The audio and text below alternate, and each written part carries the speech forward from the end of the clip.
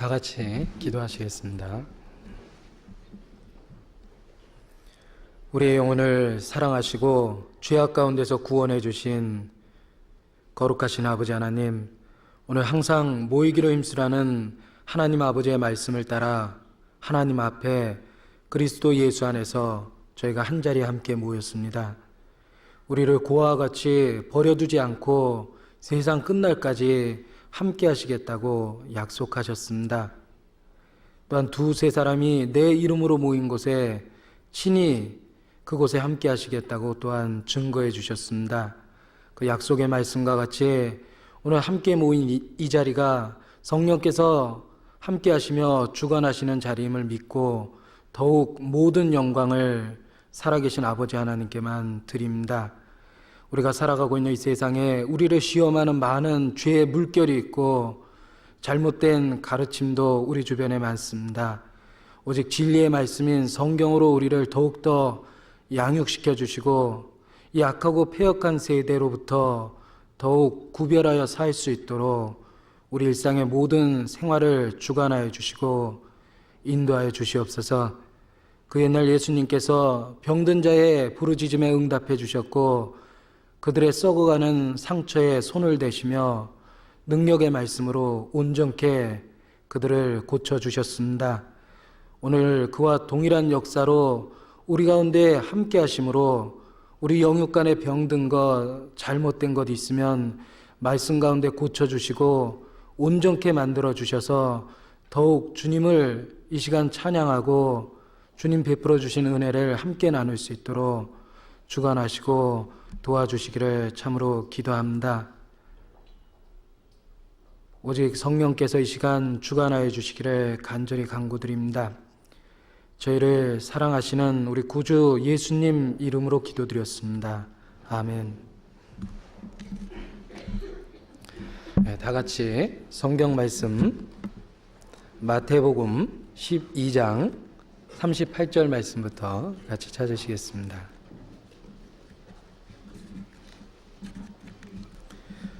신약성경 마태복음 12장 38절 말씀입니다. 20페이지입니다. 신약성경 20페이지 마태복음 12장 38절 말씀입니다. 38절 말씀부터 제가 천천히 읽어드리겠습니다. 그때 서기관과 바리새인 중 몇 사람이 말하되 선생님이여 우리에게 표적 보여주시기를 원하나이다. 예수께서 대답하여 가라사대 악하고 음란한 세대가 표적을 구하나 선지자 요나의 표적밖에 보일 표적이 없느니라. 요나가 밤낮 사흘을 큰 물고기 뱃속에 있었던 것 같이 인자도 밤낮 사흘을 땅속에 있으리라. 심판 때에 니느웨 사람들이 일어나 이 세대 사람을 정죄하리니 이는 그들이 요나의 전도를 듣고 회개하였으며니와 요나보다 더 큰 이가 여기 있으며 심판 때에 남방 여왕이 일어나 이 세대 사람을 정죄하리니 이는 그가 솔로몬의 지혜로운 말을 들으려고 땅 끝에서 왔으며니와 솔로몬보다 더 큰 이가 여기 있느니라. 43절 말씀부터 45절까지 말씀은 같이 읽겠습니다. 더러운 귀신이 사람에게서 나갔을 때에 물 없는 곳으로 다니며 쉬기를 구하되 얻지 못하고 이에 가로되 내가 나온 내 집으로 돌아가리라 하고 와 보니 그 집이 비고 소재되고 술이 되었거늘 이에 가서 저보다 더 악한 귀신 7을 데리고 들어가서 거하니 그 사람의 나중 형편이 전보다 더욱 심하게 되느니라.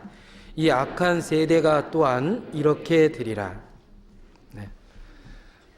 이 한 주간에 이완 목사님께서는 전주 지역에 전도 집회 중에 계십니다. 또 서울에서 양평 지역에서는 우성훈 전도사님께서 또 집회를 인도하고 계십니다.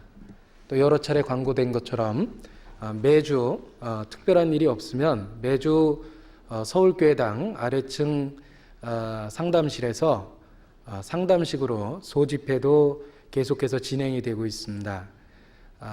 주변에 이뤄진 영혼들 기억하시고 인도할 수 있는 계기로 삼아 주셨으면 합니다.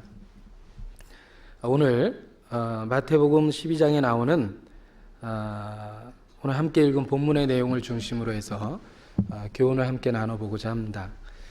예수님 주변에 많은 인물들이 있었습니다. 이 성경에 보면 예수님을 성경의 주인공이라 한다면 그 주인공을 주변에 두고서 많은 사건을 만들어내는 인물들이 있습니다. 가장 가까이에는 12제자가 있었고, 그리고 예수님이 달리 70인의 제자를 세웠던 것처럼 많은 제자들이 예수님 주변에 있었습니다. 그 반면에 또 대적하는 사람들도 예수님 주변에 많이 있었습니다. 바리새인이 있었고, 서기관들이 있었고, 율법사와 제사장들이 있었습니다. 그리고 로마의 어떤 그 권세자인 빌라도도 성경에 나타납니다. 예수님 주변에 많은 그 인물들은 우리들에게 어떤 모형적인 교훈을 해주고 있다, 이렇게 얘기할 수 있습니다. 예수님을 돌에 비유하면서 구원 얻는 자에게는 마치 모퉁이 돌과 같다라고 말씀하십니다. 가장 건축자에게 요긴한 건물을 짓는데 기초석이고 가장 중요한 돌인 모퉁이 돌에다가 예수님을 비유합니다. 그 반면에 거치는 자, 또 예수님은 대적하는 자에게는 거치는 돌과 부딪히는 돌이 된다 이야기하십니다. 똑같은 돌이 누구에게는 모퉁이 돌이 되고 누구에게는 거치며 부딪히는 돌이 된다라고 말씀하신 것처럼 예수님이 이 세상에 오셨을 때 누구에게는 구세주가 되었습니다. 그리고 누구에게는 그로 인해서 하나님의 심판을 더욱더 받게 되는 심판의 멸망의 근거가 된 그런 사실도 성경을 통해서 읽게 됩니다. 결국은 예수님 주변에 있었던 그런 여러 부류의 사람들은 우리에게 어떤 것이 올바른 신앙이고 우리가 예수 그리스도에 대해서 어떠한 태도를 가져야 되는지 직접적인 실물적인 교훈을 보여주고 있다, 이렇게 얘기할 수 있습니다. 어떻게 하면 자기의 영혼을 잃어버리고 하나님에게 대적자가 되는지 이뤄진 자들이 실물 교훈으로서 잘 보여줍니다.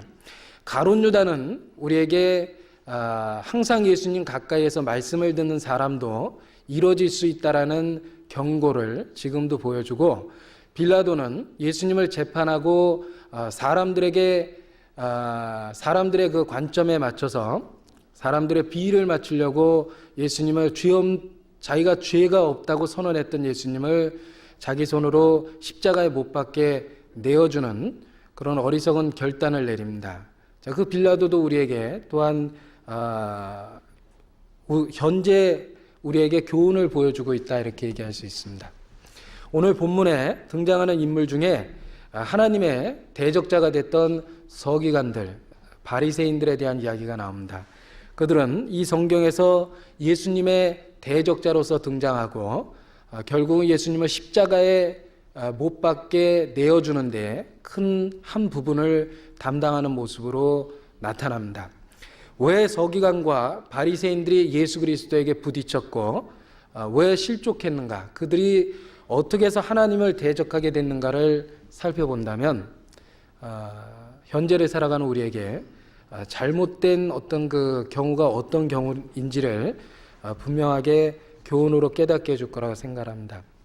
이 서기관과 바리새인은 외적으로는 하나님께 열심 있는 사람입니다. 서기관이라는 말은 율법을 연구하고 가르치는 사람이라 이런 뜻입니다. 바리새인은 하나님께 가장 열심히 있었던 그 당시에 지금 말로 하면 정통 교파 중에 하나라고 이야기할 수 있습니다.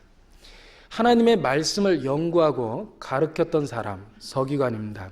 하나님께 가장 열심히 있었던 종파의 사람들, 바리새파입니다.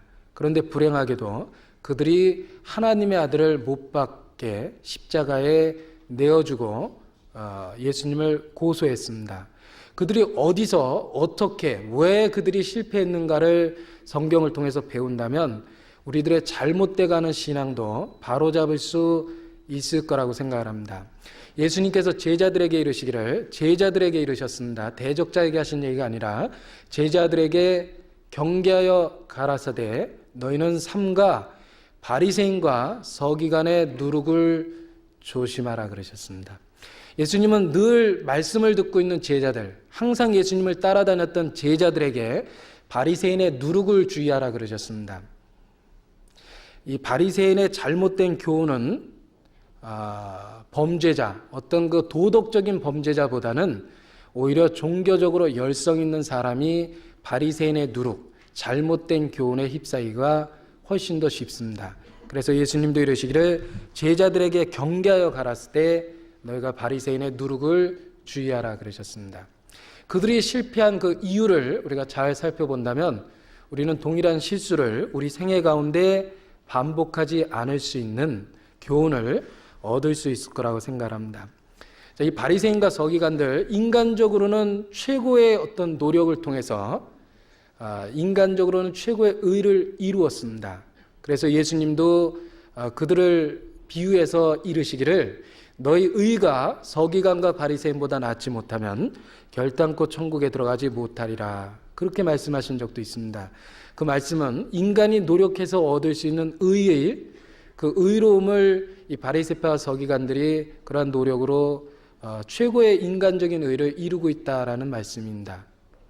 그러나 그들은 하나님 뜻과 어긋나서 자기의 영광을 구하고 사람 보기에 선을 행하고 그리고 스스로를 높였습니다.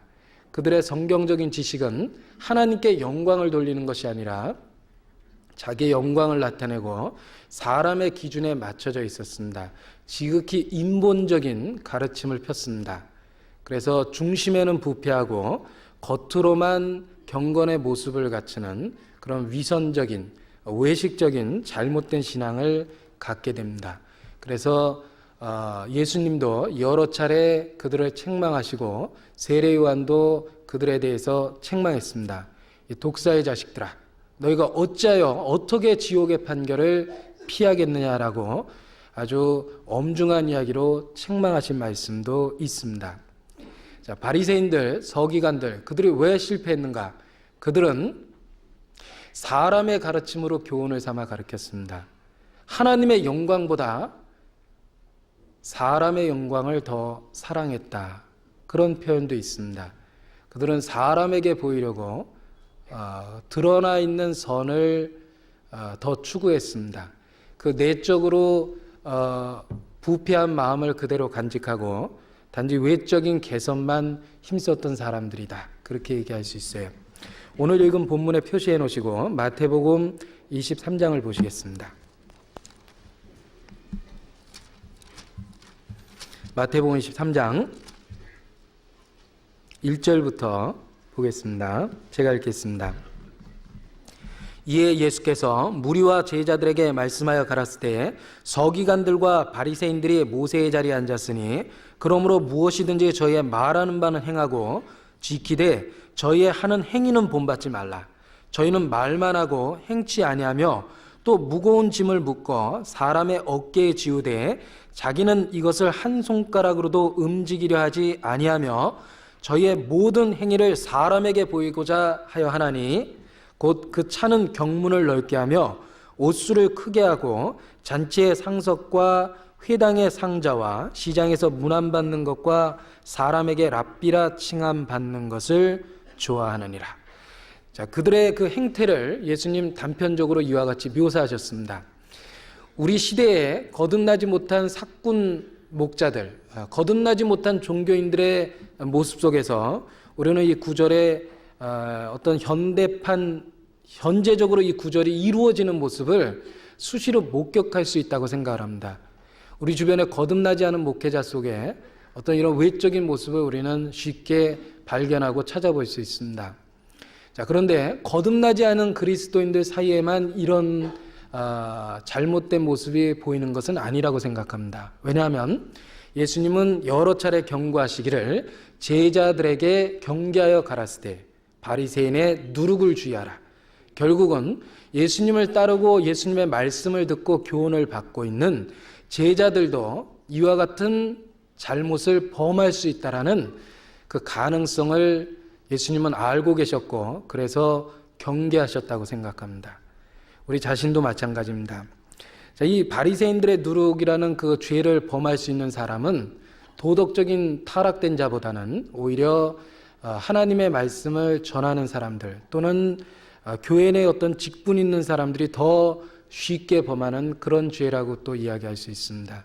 그래서 자기를 돌아보게 하고 항상 우리의 신앙이 하나님의 말씀의 기준에 잘못되지 않도록 우리를 돌아볼 수 있는 그런 경계의 말씀이다 이렇게 생각을 합니다. 이 바리새인들과 서기관은 외적으로는 성경에 능했습니다. 그들은 모세의 자리에 앉아 있었고 그리고 외적으로 성경 말씀에 능하고 성경을 가르치는 위치에 있었습니다. 그런데 그 성경이 이야기하고 있는 그리스도에 대한 어떤 그 그리스도를 맞이할 준비는 전혀 되어 있지 않았다 이렇게 얘기할 수 있어요. 그들은 성경을 외웠고 문자적인 뜻에 부분적으로 탐닉했지만 그 성경, 구약 성경 전체가 이야기하고 있는 그리스도에 대해서는 무지했습니다. 원래 하나님이 성경을 기록하게 하신 목적 자체는 오실 그리스도를 받아들일 수 있는 준비를 위해서 구약 성경을 기록하게 하셨습니다. 예수님이 이르시기를 너희가 성경에서 영생을 얻는 줄 생각하고 성경을 상고하거니와 이 성경이 곧 내게 대하여 증가하는 것이라 그랬습니다. 성경은 오실 그리스도, 이스라엘에게 주어질 그리스도를 영접할 수 있도록 여러 가지 준비, 그들의 마음을 준비하도록 그 목적을 위해서 이스라엘에게 주어졌습니다. 그런데 이 바리새인들과 서기관은 성경 말씀의 부분적인 어떤 그 지식은 갖고 있었고 아니 그 성경을 외우고 있었는지 모르지만 그 성경에 증거하고 있는 예수 그리스도에 대해서는 철저하게 무지했습니다. 그 이유는 그들은 영적인 것에 대한 관심이 없었고 하나님의 영광보다는 당장 눈에 보이는 사람의 영광을 더 사랑했기 때문에 그렇게 됐다라고 얘기할 수 있습니다.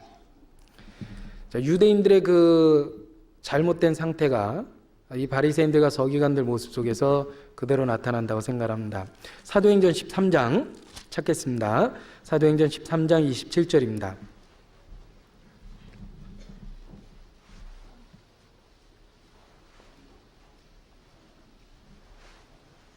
사도행전 13장 27절 같이 읽겠습니다. 예루살렘에 사는 자들과 저희 관원들이 예수와 및 안식일마다 외우는 바 선지자들의 말을 알지 못하므로 예수를 정죄하여 선지자들의 말을 응하게 하였도다. 자, 여기 안식일마다 외우는 바 선지자들의 말씀을 알지 못했다고 그랬습니다. 그들은 안식일마다 외웠습니다. 성경을 암송할 수 있었습니다. 외적으로는 얼핏 보기에 성경에 굉장히 능한 것처럼 보였습니다. 그들은 성경을 안식일마다 외웠지만 그 성경이 이야기하고 있는 예수 그리스도에 대해서는 알지 못했습니다. 외우고 있었는데 알지 못했습니다. 그 이유가 그들은 사람의 영광을 더 사랑했고 그리고 현실적인 문제에만 관심이 있었기 때문에 그렇습니다. 자기들의 영혼을 구원하는 그리스도 그리고 보이지 않는 하나님의 영광 장차오는 의의 세계 그런 데에 대한 관심이 없었습니다. 결국은 그들은 그리스도를 믿을 수 있는 증거를 외우고 있었지만 그 말씀대로 오신 그리스도는 알아보지 못하고 십자가에 못 박고 배척하는 불행한 역사를 만들어냅니다. 우리에게 많은 교훈을 해준다고 생각합니다. 우리의 잘못된 성경 지식 또는 순종하지 않는 성경 지식이 잘못하면 그 옛날 바리새인들처럼 또는 서기관들처럼 잘못된 생활을 하면서도 깨닫지 못하게 그렇게 만들어준다고 생각합니다. 자, 이들의 모습이 우리에게 그래서 많은 교훈이 되는 것 같아요. 지금도 예수님은 아마 우리 마음속에 삼가 바리새인의 누룩을 주의하라. 아마 지금도 우리 마음에 끝없이 경고하실 거라고 생각합니다. 그들의 실패는 우리 시대에 반복되고 있기 때문에 그래서 더 우리에게 이 말씀이 경계가 되고 교훈이 된다고 생각합니다. 자, 이스라엘 사람 성경을 가지고 있었습니다. 그들은 안식일마다 성경을 외웠습니다. 그 성경의 주 내용은, 성경이 기록된 목적 자체가 그리스도를 받아들일 수 있는 준비를 시키기 위해서 기록된 겁니다. 그러나 그들은 그리스도를 믿을 수 있는 수없이 많은 구약의 증거를 갖고 있으면서 막상 육신으로 나타난 그리스도를 배척했습니다. 자, 이스라엘, 그들이 주어진 그 성경의 많은 증거에도 불구하고 오신 그리스도를 배척하고 새삼스럽게 예수님 앞에 와서 표적을 구했습니다. 아까 본문에 있었습니다. 마태복음 12장 다시 보겠습니다. 마태복음 12장 38절 다시 보겠습니다. 제가 읽겠습니다. 그때 서기관과 바리새인 중 몇 사람이 말하되 선생님이여 우리에게 표적 보여주시기를 원하나이다. 자, 유대인들은 믿을 수 있는 구약 성경의 수많은 증거, 그리스도에 대한 수많은 증거를 가지고 있음에도 불구하고 그들은 새삼스럽게 예수님께 증거, 표적을 달라고 요청했습니다. 하늘로부터 오는 놀라운 기적을 보여서 당신이 그리스도거든 그 증거를 보여달라고 예수님께 요청했습니다. 자, 이상한 일 아닙니까? 그들은 성경을 통해서 믿을 만한 많은 증거를 이미 갖고 있었음에도 불구하고 그 말씀에 대한 증거보다는 당장 눈앞에 나타나는 현실적인 표적을 원했습니다. 그러니까 예수님이 깊이 탄식하신 거예요. 악하고 음란한 세대가 표적을 구한다라고 책망을 하셨습니다. 이 성경 곳곳에 유대인은 예수님을 볼 때마다 표적을 구하는 이야기가 많습니다. 선생님이여, 당신이 언제까지 우리의 마음을 미혹해 하시겠나이까? 당신이 그리스도거든 그 증거를 우리에게 보여주십시오. 표적을 보여주시길 원하나이다. 예수님은 그때마다 탄식하시며 그들을 책망하셨습니다. 마가복음 8장을 한번 보겠습니다. 마가복음 8장 11절 찾겠습니다.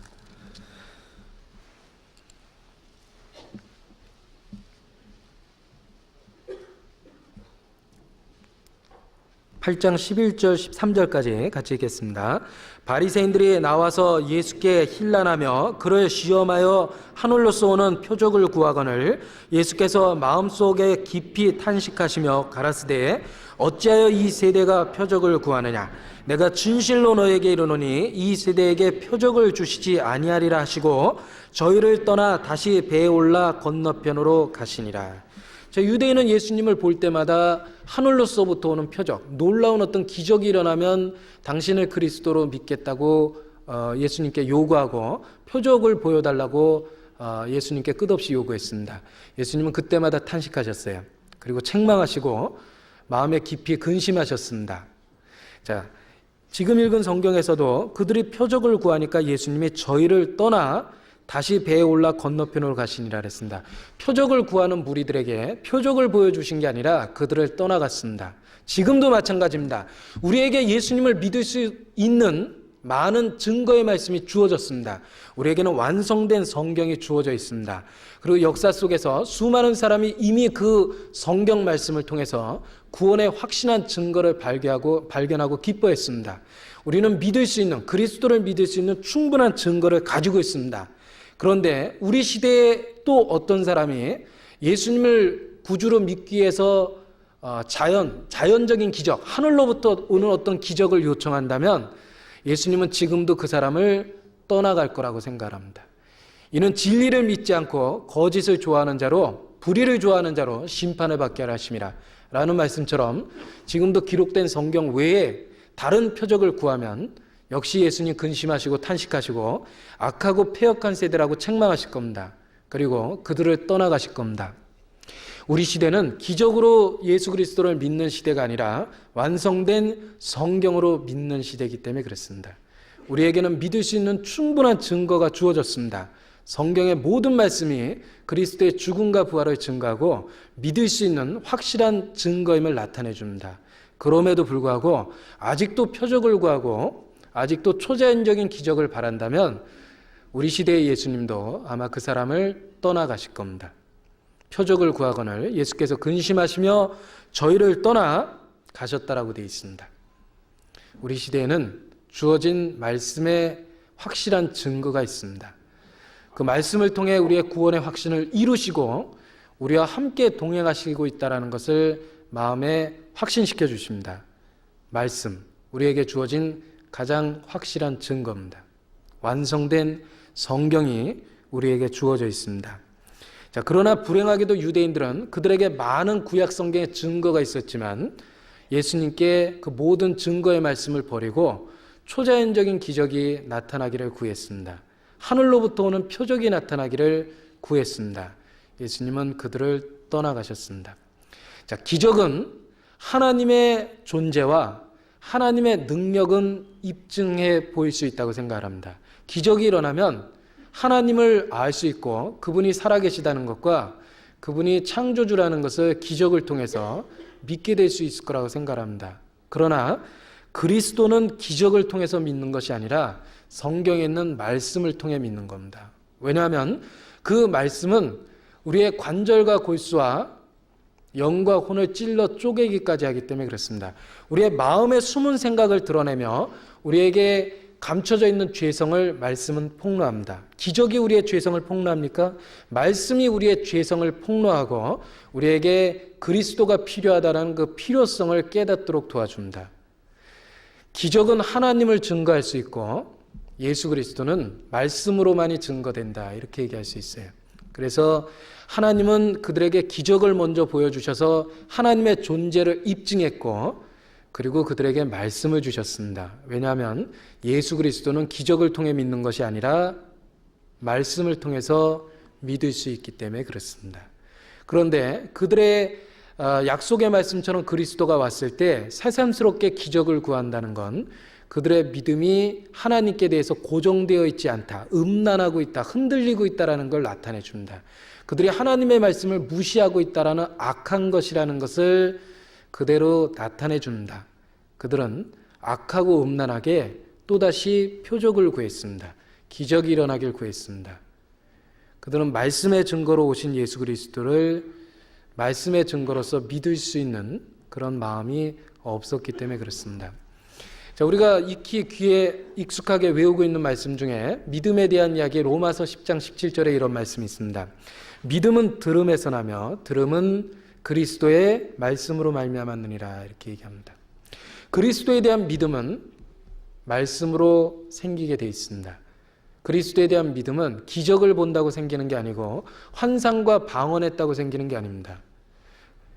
그러한 기적은 하나님의 존재와 하나님의 능력은 입증해 보일런지 모르지만 그리스도를 증거해 주진 못합니다.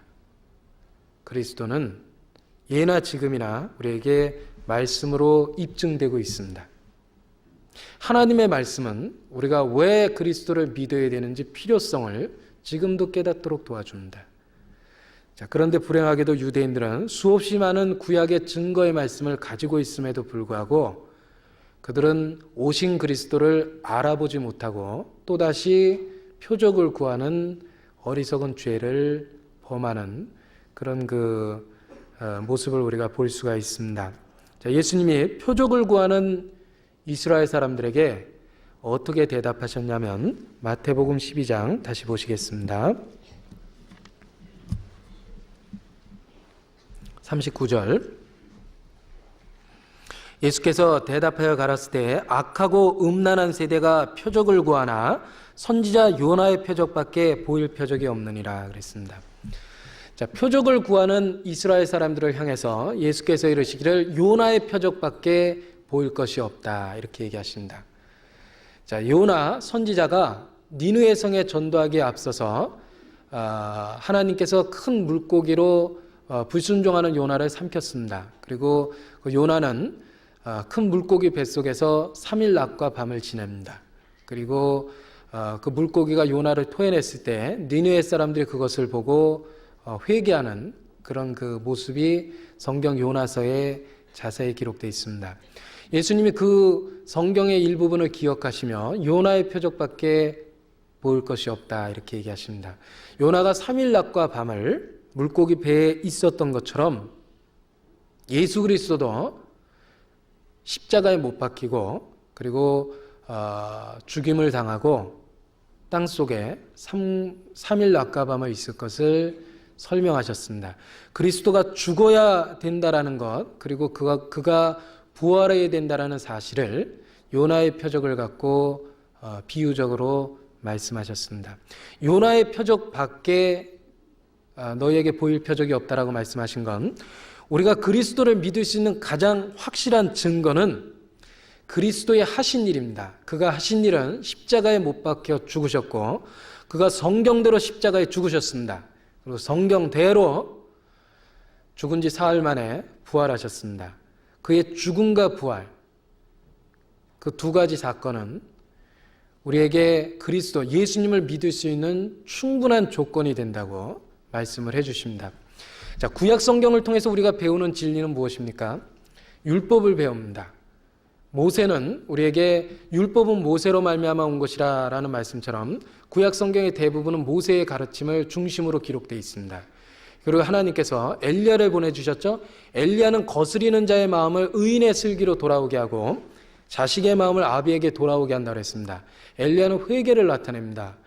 율법과 회개, 우리가 하나님 앞에, 하나님의 그 거룩한 율법 앞에서 우리의 근본적인 타락된 죄성을 발견하고, 그리고 그 거룩한 하나님 앞에 나아갈 수 있는 유일한 방법은 모세의 법에 기록된 것처럼 제사법, 희생 제사, 그 죄에 대한 벌이 반드시 집행되어야 되고 누군가 대신 죽을 수밖에 없다라는 희생 제사에 대한 이야기를 구약을 통해 배웁니다.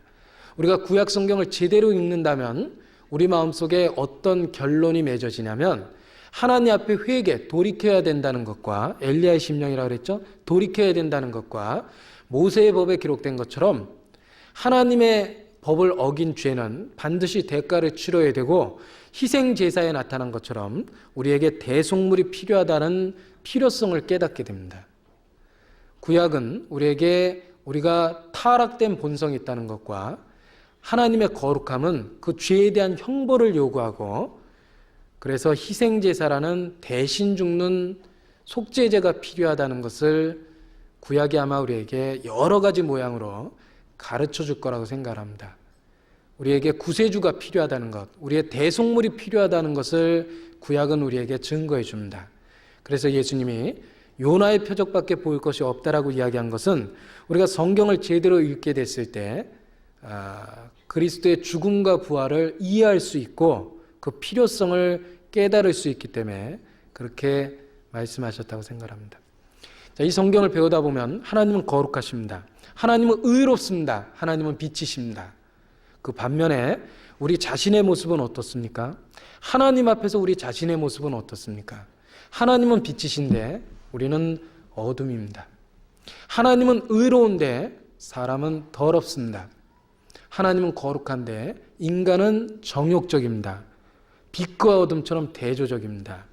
그 타락된 죄인인 내가 어떻게 그 거룩한 하나님 앞에 나갈 수 있겠느냐?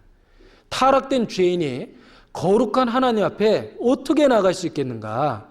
우리는 구약을 읽으면서 그런 의문을 마음에 갖게 됩니다. 그리고 또 하나, 그 거룩한 하나님께서 과연 죄가 많은 타락된 죄인을 어떻게 용납할 수 있겠는가? 공의로운 하나님께서 죄인을 어떻게 받아들일 수 있겠는가? 빛이신 하나님께서 죄를 참아 보지도 못하는 하나님께서 그 자신의 거룩함을 손상치 않고 어떻게 죄인을 받아줄 수 있겠는가? 우리는 구약을 통해서 그런 질문을 갖게 됩니다. 우리 마음속에 그런 의문을 갖게 됩니다. 어떻게 타락된 죄인이 거룩한 하나님 앞에 나아갈 수 있는가? 어떻게 거룩한 하나님이 타락된 죄인을 받아들일 수 있겠는가? 그 질문에 대한 답은 우리에게 대속물이 필요하다. 누군가 대신 죽는 수밖에 없다. 공의의 집행이 필요하고 누군가 우리를 대신해서 하나님의 공의를 받아줘야 된다는 걸 깨닫게 됩니다. 그래서 구약의 희생제사를 통해서 우리에게 대속물이 필요하다는 걸 더욱더 깨닫게 됩니다. 구약은 그와 같은 사실을 증거합니다. 이스라엘은 그 성경을 배우고 외웠습니다. 그리고 그 성경에 가르친 말씀처럼 대속물로서 그들에게 나타났습니다. 보라, 세상 죄를 지고 가는 하나님의 어린 양이로다. 많은 사람을 위하여 내 목숨을 내어주려 함이라. 대속물로 이 세상에 오셨습니다. 그들이 성경을 제대로 배웠고 하나님의 의를 사모했다면 예수님의 죽음과 부활이라는 의미를 쉽게 이해할 수 있었을 겁니다. 그런데 그들은 성경에 있는 그러한 진리의 가르침보다는 당장 현상학적으로 나타나는 기적만을 원했던 겁니다. 그래서 예수님은 자신의 죽음과 부활이 그들에게 보여줄 수 있는 가장 확실한 증거임을, 표적임을 나타내셨습니다. 요나의 표적밖에 보일 것이 없느니라 그러셨습니다. 자, 예수 그리스도의 십자가의 죽음과 부활은 바로 우리에게 주어진 믿을 수 있는 가장 확실한 증거입니다. 헬라에는 지혜를 구했고 유대인은 표적을 구했다. 그러나 우리는 십자가에 못 박힌 예수 그리스도를 전한다고 바울은 힘있게 얘기했습니다. 십자가에 못 박힌 예수 그리스도, 바로 유대인이 구했던 표적이었습니다. 헬라인이 찾았던 지혜였습니다. 믿는 우리에게는 십자가 이상의 지혜도 없고 십자가 이상의 표적도 없습니다. 가장 믿을 수 있는 확실한 증거입니다. 요나의 표적입니다. 십자가에 죽고 부활하셨다는 사실은 우리가 예수님을 그리스도로 믿을 수 있는 가장 확실한 증거라고 생각합니다. 성경을 배우면서 자기 근본적인 타락된 죄성을 느끼지 못합니까? 빛이신 하나님 앞에 어둠과 같은 자기를 느끼지 못합니까? 거룩하고 의로운 하나님 앞에 우리가 얼마나 정욕적이고 타락되어 있다는 거 못 느낍니까? 내 본성 속에 하나님을 거스르는 많은 죄의 소욕이 있다는 거 못 느끼십니까? 그 타락된 죄인이 거룩한 하나님 앞에 과연 구세주 없이, 대속물 없이 나갈 수 있을 거라고 생각합니까? 우리가 성경을 제대로 양심으로 배운다면 우리에게 대속물이 필요하다는 것과 우리에게 구세주가 필요하다는 것을 깨달을 수밖에 없습니다. 요나의 표적, 우리 자신이 예수님을 그리스도로 믿을 수 있는 가장 확실한 증거입니다. 그의 죽음과 부활은 우리에게 믿을 만한 가장 확실한 증거를 주신 겁니다. 그를 죽은 자 가운데 일으키심으로 말미암아 모든 사람에게 믿을 만한 증거를 주셨습니다. 하나님도 그렇게 증거하십니다. 그리스도의 십자가, 바로 우리가 믿을 수 있는 표적이고 하나님의 지혜입니다. 자, 예수님도 자신이 그 하시는 일이 믿을 수 있는 가장 확실한 증거임을 여러 차례 가르치셨습니다. 요한복음 10장을 보시겠습니다. 요한복음 10장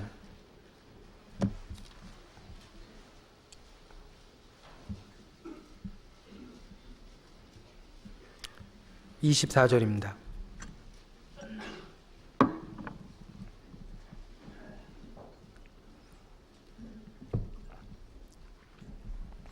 요한복음 10장 24절부터 제가 읽겠습니다. 유대인들이 애워싸고 가로되 당신이 언제까지나 우리 마음을 의혹해 하려나이까? 그리스도이거든 밝히 말하시오 하니 예수께서 대답하시되 내가 너에게 말하였을 때 믿지 아니하는도다. 내가 내 아버지의 이름으로 행하는 일들이 나를 증가시거늘 너희는 내 양이 아니므로 믿지 아니하는도다. 내 양은 내 음성을 들으며 나는 저희를 알며 저희는 나를 따르느니라. 자, 여기 내가 내 아버지의 이름으로 행하는 일들이 나를 증가하는 것이라 그랬습니다. 이 그리스도의 하시는 일들이 바로 예수께서 그리스도라는 것을 가장 분명하게 증거해 줍니다. 37절 38절 같이 읽겠습니다. 만일 내가 내 아버지의 일을 행치 아니하거든 나를 믿지 말려니와 내가 행하거든 나를 믿지 아니할지라도 그 일은 믿으라. 그러면 너희가 아버지께서 내 안에 계시고 내가 아버지 안에 있음을 깨달아 알리라 그러셨습니다. 자, 나를 믿지 아니하려거든 나의 하는 그 일은 믿으라 그랬습니다. 예수 그리스도의 하신 일, 우리에게는 완성된 일이 있습니다. 그의 죽음과 부활입니다. 우리는 더욱더 이 당시의 유대인보다 더 분명하게 믿을 수 있습니다. 그리스도의 십자가의 사역은 완성되어 있기 때문에 그렇습니다. 그의 죽고 부활하셨다는 그 사실은, 그가 죽었다라는 얘기는 우리의 죄성에 대한 설명이 됩니다. 우리의 타락된 죄가 그렇게 많은데 어떻게 거룩한 하나님 앞에 나아가겠는가? 그가 죽으셨다는 겁니다. 그가 나를 받아주셨다라는 걸 어떻게 알 수 있는가? 그가 부활하셨다라는 겁니다. 그의 하신 일, 그의 죽음과 부활이 우리에게 가장 확실한 믿을 만한 표적입니다. 그래서 내 행하는 그 일로 나를 믿으라. 그리하면 내 아버지께서 내 안에 계시고 내가 아버지 안에 있음을 너희가 깨달아야 할 것이라 그랬습니다. 예수 그리스도, 그는 하나님이 보내신 자라는 것을 그의 십자가에 하신 일을 통해서 우리는 분명하게 깨달을 수 있습니다. 자, 예수님이 십자가에서 하신 일은 하나님 편에서는 공의를 이루셨습니다. 하나님은 거룩함을 손상치 않고 하나님은 법을 지키는 가운데 죄인을 용납할 수 있었습니다. 하나님 편에서 된 일입니다. 그 반면에 예수님의 십자가가 인간 편에서는 우리를 대신하여 죄값을 갚으신 겁니다. 하나님은 자기의 거룩함을 나타내고 공의를 집행했습니다. 인간 편에서는 우리 죄를 대신해서 예수님이 죽으셨습니다. 그래서 하나님께서 이르시기를 예수 그리스도의 십자가는 자기만 의로우실 뿐 아니라 예수 믿는 자도 의롭다게 하기 위한 하나님의 지혜라고 말씀하십니다. 하나님의 거룩한 공의도 나타났고 그 반면에 우리의 더러운 죄도 용서받고 우리 같은 죄인이 하나님 앞에 나아갈 수 있는 길이 열렸습니다. 그리스도의 행하신 일, 요나의 표적은 우리가 그리스도를 믿는 가장 확실한 증거입니다. 왜 예수님을 믿습니까? 성경에 많은 창조적인 사실들, 역사적인 사실들, 예언의 성취 때문에 예수님을 믿습니까? 그렇지 않습니다. 그는 예수님을 믿는 계기에 불과합니다. 그건 시작에 불과합니다. 진정한 예수 그리스도는 그의 하신 일 때문에 믿는 겁니다. 그가 우리의 죄를 위해서 죽으셨고 우리를 의롭다 하기 위해서 부활하셨습니다. 그게 그리스도를 믿는 가장 확실한 근거입니다. 요나의 표적밖에 보일 것이 없다 그랬죠? 그 증거면 충분합니다. 그의 십자가의 사역은 우리가 그리스도를 믿는 가장 확실한 증거다. 그렇게 이야기할 수 있습니다. 어떤 분은 거꾸로 전도 집회의 앞부분에서 전해지는 이야기들이 있죠. 창조의 사실들, 노아 방주가 발견됐대. 이스라엘, 야, 이 역사가 사실이네. 예언이 그대로 이루어지네. 그래서 예수님 믿습니까? 그렇지 않다는 거예요. 그거는 믿을 수 있는 하나의 계기가 될 것뿐입니다. 그리고 우리의 진정한 믿음은 십자가 위에 있어야 됩니다. 그게 하나님 앞에 그리스도를 믿는 올바른 근거라고 생각합니다. 그의 하신 일, 내 하는 일로 인하여 나를 믿으라 그러셨습니다. 요나의 표적, 우리가 그리스도를 믿는 가장 확실한 증거, 십자가에 죽고 부활하심. 그래서 우리는 지금도 고백합니다. 예수 그리스도, 그는 나의 구세주입니다. 나의 구원의 보증이십니다. 나의 반석이십니다. 나의 찬송이십니다. 그 요나의 표적이라는 말은 그리스도의 죽음과 부활을 나타내고 우리의 믿음의 가장 근거입니다. 그 근거, 가장 그 기본을 잊어버려서는 안 됩니다. 우리의 생명은 심장으로부터 납니다. 심장이 지금도 뛰고 있죠? 그래서 우리의 생명이 존재합니다. 모든 생명이 심장으로부터 출발합니다. 우리의 영혼의 생명도 바로 심장이라고 할 수 있는 십자가의 그리스도의 죽음과 부활을 통해서 시작되고 지금도 그곳으로부터 생명이 박동쳐서 그 생명의 활동을 유지시켜 준다고 생각합니다. 요나의 표적, 우리의 가장 소중한 구속의 노래입니다. 십자가. 그래서 찬송가 가사에도 영원토록 내 할 말 십자가뿐이라 그랬습니다. 자, 그런데 불행한 것은 유대인들은 구약의 그러한 그 그리스도를 믿을 수 있는 충분한 여러 가지의 증거를 갖고 있음에도 불구하고 그들은 세상스럽게 표적을 구하고 그 표적이 없음으로 인해서 예수님을 배척했습니다. 마태복음 12장 보시겠습니다.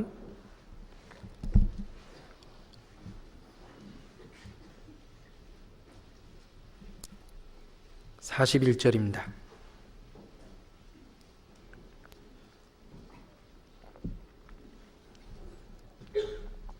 심판 때에 니느웨 사람들이 일어나 이 세대 사람들을 정죄하리니 이는 그들이 요나의 전도를 듣고 회개하였으머니와 요나보다 더 큰 이가 여기 있으며. 자, 그 당시에 예수님 앞에 있었던 사람들, 그 당대의 사람들이 얼마나 하나님 앞에 합당치 못하고 타락돼 있었고 얼마나 불신 가운데 있는지를 예수님께서는 니느웨 사람들을 예를 들어서 설명하셨습니다. 심판 때에 니느웨 사람들이 일어나서 너희를 책망하고 너희의 죄를 지적하고 너희가 얼마나 잘못했는가의 증인이 될 것이다. 왜? 그들은 요나의 전도를 듣고 회개했는데 요나보다 훨씬 더 큰 이 예수 그리스도, 그 요나보다 큰 이 예수 그리스도의 이야기를 직접 듣고 그의 말씀을 직접 듣고 그의 행하시는 많은 일을 보면서도 믿지 못하니 니느웨 사람들이 일어나서 너희의 죄를 책망할 것이다. 예수님 그렇게 해서 그들이 얼마나 지금 합당하지 않은 모습에 있는가를 지적하시고 책망하셨습니다.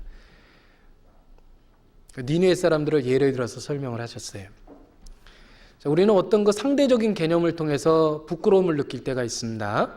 예를 들면 아주 교회당 근처에 살고 있는 형제자매가 일요일 날 늦잠 자가지고 늦었습니다. 그래서 11시 넘어 들어왔는데 저기 멀리서 온 형제님이 한 2-3시간 걸려서 오신 분이 먼저 와서 앉아 있어요. 그럼 그거 보면 부끄럽지 않습니까? 상대적이니까 부끄럽죠. 아주 경제적인 그 어떤 그 여유가 있는 분이 아주 가난하고 어려운 형제가 지나칠 정도의 건축금을 했습니다. 그 모습을 보면은 경제적으로 그보다 여유 있는 형제가 그걸 보고 부끄럽게 되는 거예요. 상대적인 모습을 보고 우리는 항상 부끄러움을 느끼게 됩니다. 예수님은 니느웨 사람들을 등장시켜서 그 당시의 유대인들이 완전히 하나님 앞에 패역하고 얼마나 불신 가운데 있었고 악하고 음란했는지를 증거했습니다. 니느웨 사람들, 그들은 요나의 전도를 듣고 회개했다. 그런데 너희는 요나보다 크니 그리스도의 말을 직접 듣고도 회개치 아니하니 너희 죄가 얼마나 심하겠느냐, 얼마나 중하겠느냐. 상대적인 이야기를 통해서 그들을 책망하신 겁니다. 자, 요나 이야기는 우리에게 많은 그 교훈을 주는데 대부분의 전도자는 당연한 얘기지만 이뤄진 영혼을 사랑합니다. 그건 전도자의 기본 자격이라고 얘기할 수 있어요. 그리고 가장 간절한 마음으로 그리스도의 마음을 배우고 그 마음으로 구원받기를 원하고 전도를 합니다. 그런데 반면에 요나는 니느웨 사람들에 대한 애정이 없었어요. 원수였습니다. 그러니까 그들이 회개하길 원치 않았어요. 그래서 성경 통틀어서 구원받기를 원치 않으면서 전도했던 유일한 사람은 요나다. 이렇게 얘기할 수 있어요. 아주 그 합당치 못한 예 중에 하나죠. 이 요나가 하나님의 말씀을 그래 불순종했습니다. 왜 하필 원수들 보고 구원받으라고 나한테 그런 소명을 주십니까? 도망가다가 이제 물고기 배에 이렇게 갇히는 경우도 생기죠. 결국은 요나가 이제 하나님 말씀에 순종하고 니느웨 성에 와서 전도를 했는데 뭐 간절한 마음으로 눈물을 흘리면서 너희들 구원받아야 된다고 호소 안 했어요. 요나는 한마디 했습니다. 40일이 지나면 니느웨가 무너진다. 니들 두고 봐라. 니들 망한다. 니들 죄 많이 졌지? 하나님 말씀에 40일이 지나면 너희들 이 성이 무너질 거다. 그런 식의 어떻게 들으면 저주에 가까운 그 전도를 했어요. 그런데 니느웨 사람들은 그 얘기 듣고도 돌이켰습니다. 그러니 예수님의 눈물 어린 호소를 듣고 배척한 사람들의 죄가 얼마나 심하겠느냐. 니느웨 사람들이 심판 때 일어나 2세대 사람들을 정죄하리라 그랬습니다. 요나서 보겠습니다. 구약성경 요나입니다. 요나가 어디 숨었는지 잘 모르겠죠. 요나서 3장 1288페이지입니다.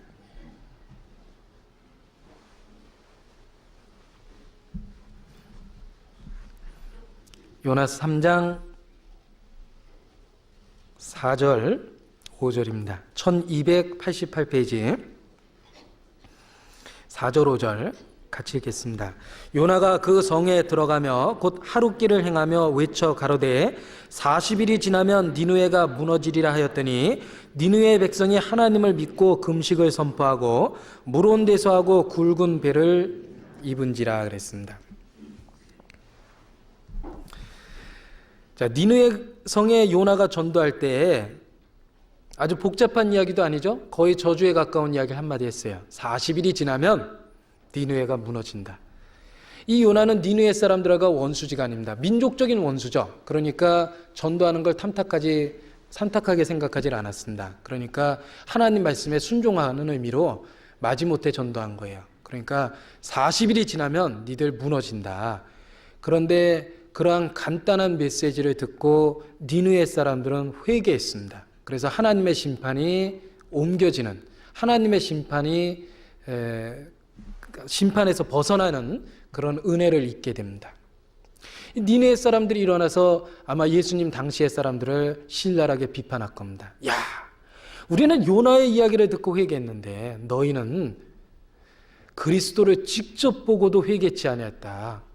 아마 그 당시의 사람들이 그 니느웨 사람들의 책망을 받고 자기들이 얼마나 패역했는가를 심판날에 철저하게 깨달을 거라고 생각합니다. 그래서 예수님은 그들이 얼마만큼 악하고 음란한 상태에 있는지를 요나 시대에 니느웨 사람들을 통해서 일깨우셨습니다. 그리고 이제 한 가지 예를 더 드셨습니다. 마태복음 12장 보시겠습니다.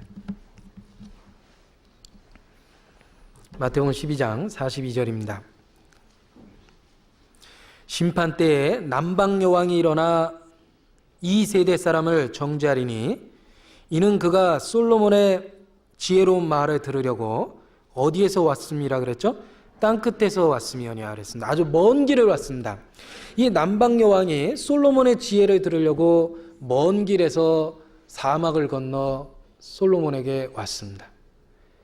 솔로몬보다 더 큰 이가 여기 있다 그랬죠? 그 남방 여왕은 솔로몬의 인간적인 지혜, 하나님이 주신 그 솔로몬의 어떤 부분적인 지혜죠. 그 지혜를 들으려고 먼 길을 달려왔습니다.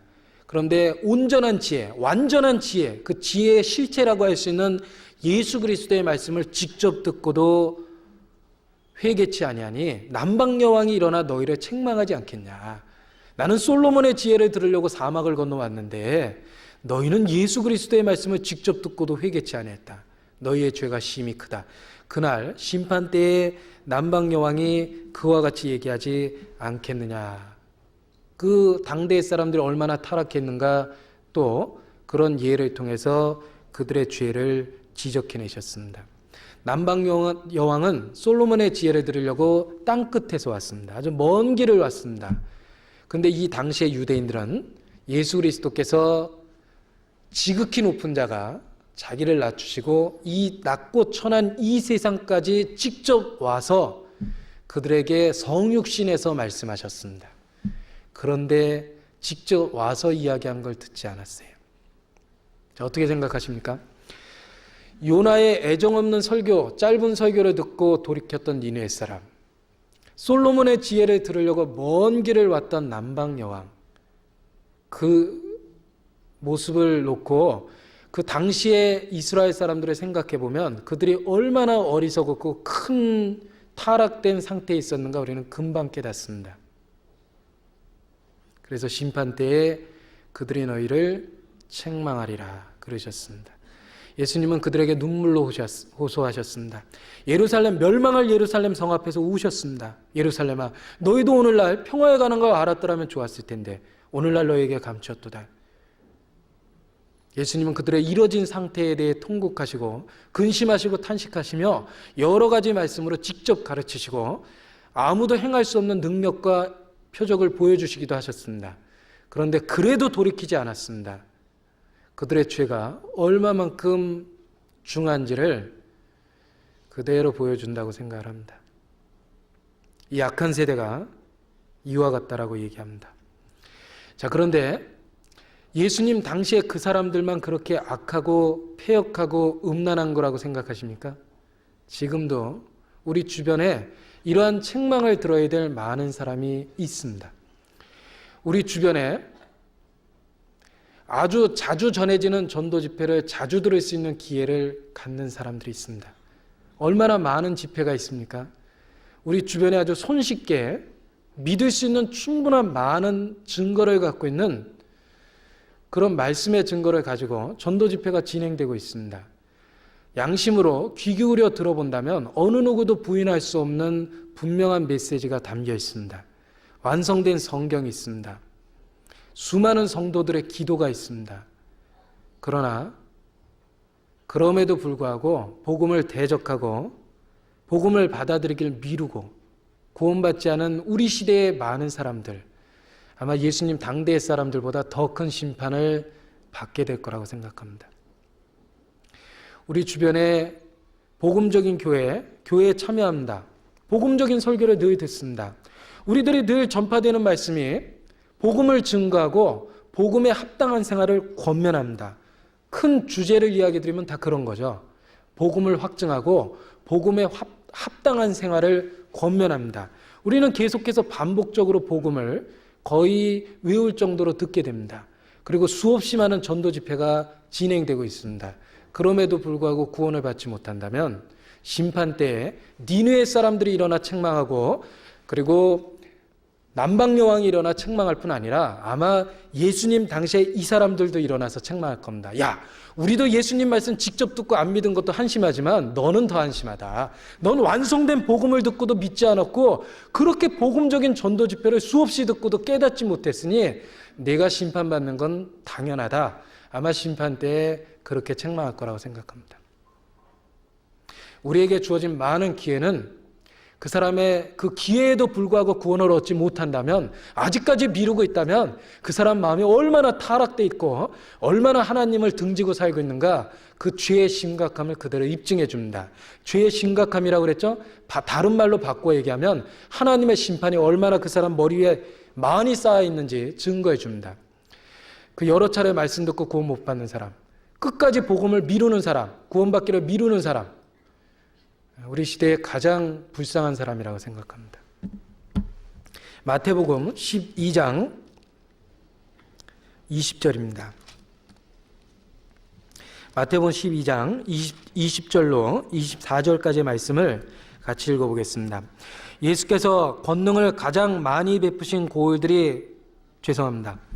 마태복음 11장 20절입니다. 마태복음 11장 20절로 24절까지 같이 읽겠습니다. 예수께서 권능을 가장 많이 베푸신 고을들이 회개치 아니하므로 그때 책망하시되 화가 있을진저 고라시나 화가 있을진저 벳세다야, 너희에게 성한 모든 권능을 두로와 시돈에서 행하였다면 저희가 벌써 배웠으리고 제에 앉아 회개하였으려니와 내가 너희에게 이르노니 심판날에 두로와 시돈이 너희보다 견디기 쉬우리라. 가버나움아, 내가 하늘에까지 높아지겠느냐? 음부에까지 낮아지리라. 내게서 행한 모든 권능을 소돔에서 행하였더라면 그 성이 오늘날까지 있었으리라. 내가 너희에게 이르노니 심판날에 소돔 땅이 너보다 견디기 쉬우리라 하시니라. 자, 예수님이 많은 권능을 행했던 특별한 마을이 있습니다. 예수님이 주로 말씀하셨고 많은 기적을 보여줬던 마을, 고라신, 벳세다, 가버나움입니다. 그러나 예수님은 그 마을에 대해서 화가 있다라고 저주를 선언했습니다. 왜? 그들은 수없이 많은 기회를 받았음에도 불구하고 끝까지 복음을 대적했기 때문에 그렇습니다. 내가 너에게 행한 이 권능을 두로와 시돈에서 행하였다면 그들은 벌써 제 가운데 회개했을 것이다. 내가 너에게 행한 이 권능을 소돔 고모라에서 행하였다면 그들은 제 가운데 앉아 벌써 회개했을 것이라. 그런즉 심판 때에 그들이 너보다 견디기 쉬울 것이라 경고하셨습니다. 우리 시대에 완성된 복음을 듣고 복음을 대적하는 사람, 구원받기를 세상적인 욕심 때문에 미루다가 마침내 구원을 못 받는 사람, 아마 심판날에 가장 큰 형벌을 받게 될 거라고 생각합니다. 그 마음이 얼마나 삐뚤어져 있고 잘못되어 있는가를 나타내 줍니다. 아마 우리 시대에 전해지는 이 전도 집회의 메시지를 소돔 고모라에서 했다면 그 사람들은 회개했을 것 같아요. 두로와 시돈은 범죄의 도시였습니다. 거기서 우리 시대에 전파되는 분명한 이 복음의 메시지를 거기서 전도 집회했다면 그들도 회개했을 거라고 생각합니다. 우리는 너무나 분명한 성경의 증거를 가지고 있습니다. 그럼에도 불구하고 하나님 말씀의 대적자가 된다면 그 사람의 죄가 얼마나 심각한지를 보여주는 거라고 생각합니다. 요한복음 15장 보시겠습니다. 요한복음 15장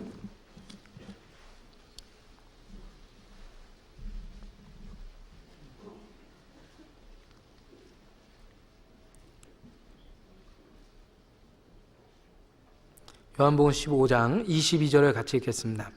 내가 와서 저에게 말하지 아니했더라면 죄가 없었으려니와 지금은 그 죄를 핑계할 수 없느니라. 예. 자, 복음을 듣고 대적한다라는 건 그 마음이 하나님의 진리로부터 등을 돌리고 있다는 걸 입증해 주는 겁니다. 자기가 죄를 택하고 있다는 걸 보여주는 겁니다. 아담으로 치면 선악과를 택했다라는 걸 보여주는 거예요. 사망의 길을 택한 겁니다. 빛보다 어둠을 더 사랑한 겁니다. 그 죄를 그대로 증거해 준 거예요. 말씀을 듣고 안 믿으니까 죄가 됐다는 이야기가 아니라 듣고 안 믿는다라는 건 그 죄를 핑계할 수 없다 그랬죠. 그 안에 타락된 하나님을 대적하고 있다는 걸 그대로 입증하는 겁니다. 하나님보다는 마귀를 택한 거고 빛보다는 어둠을 사랑한 겁니다.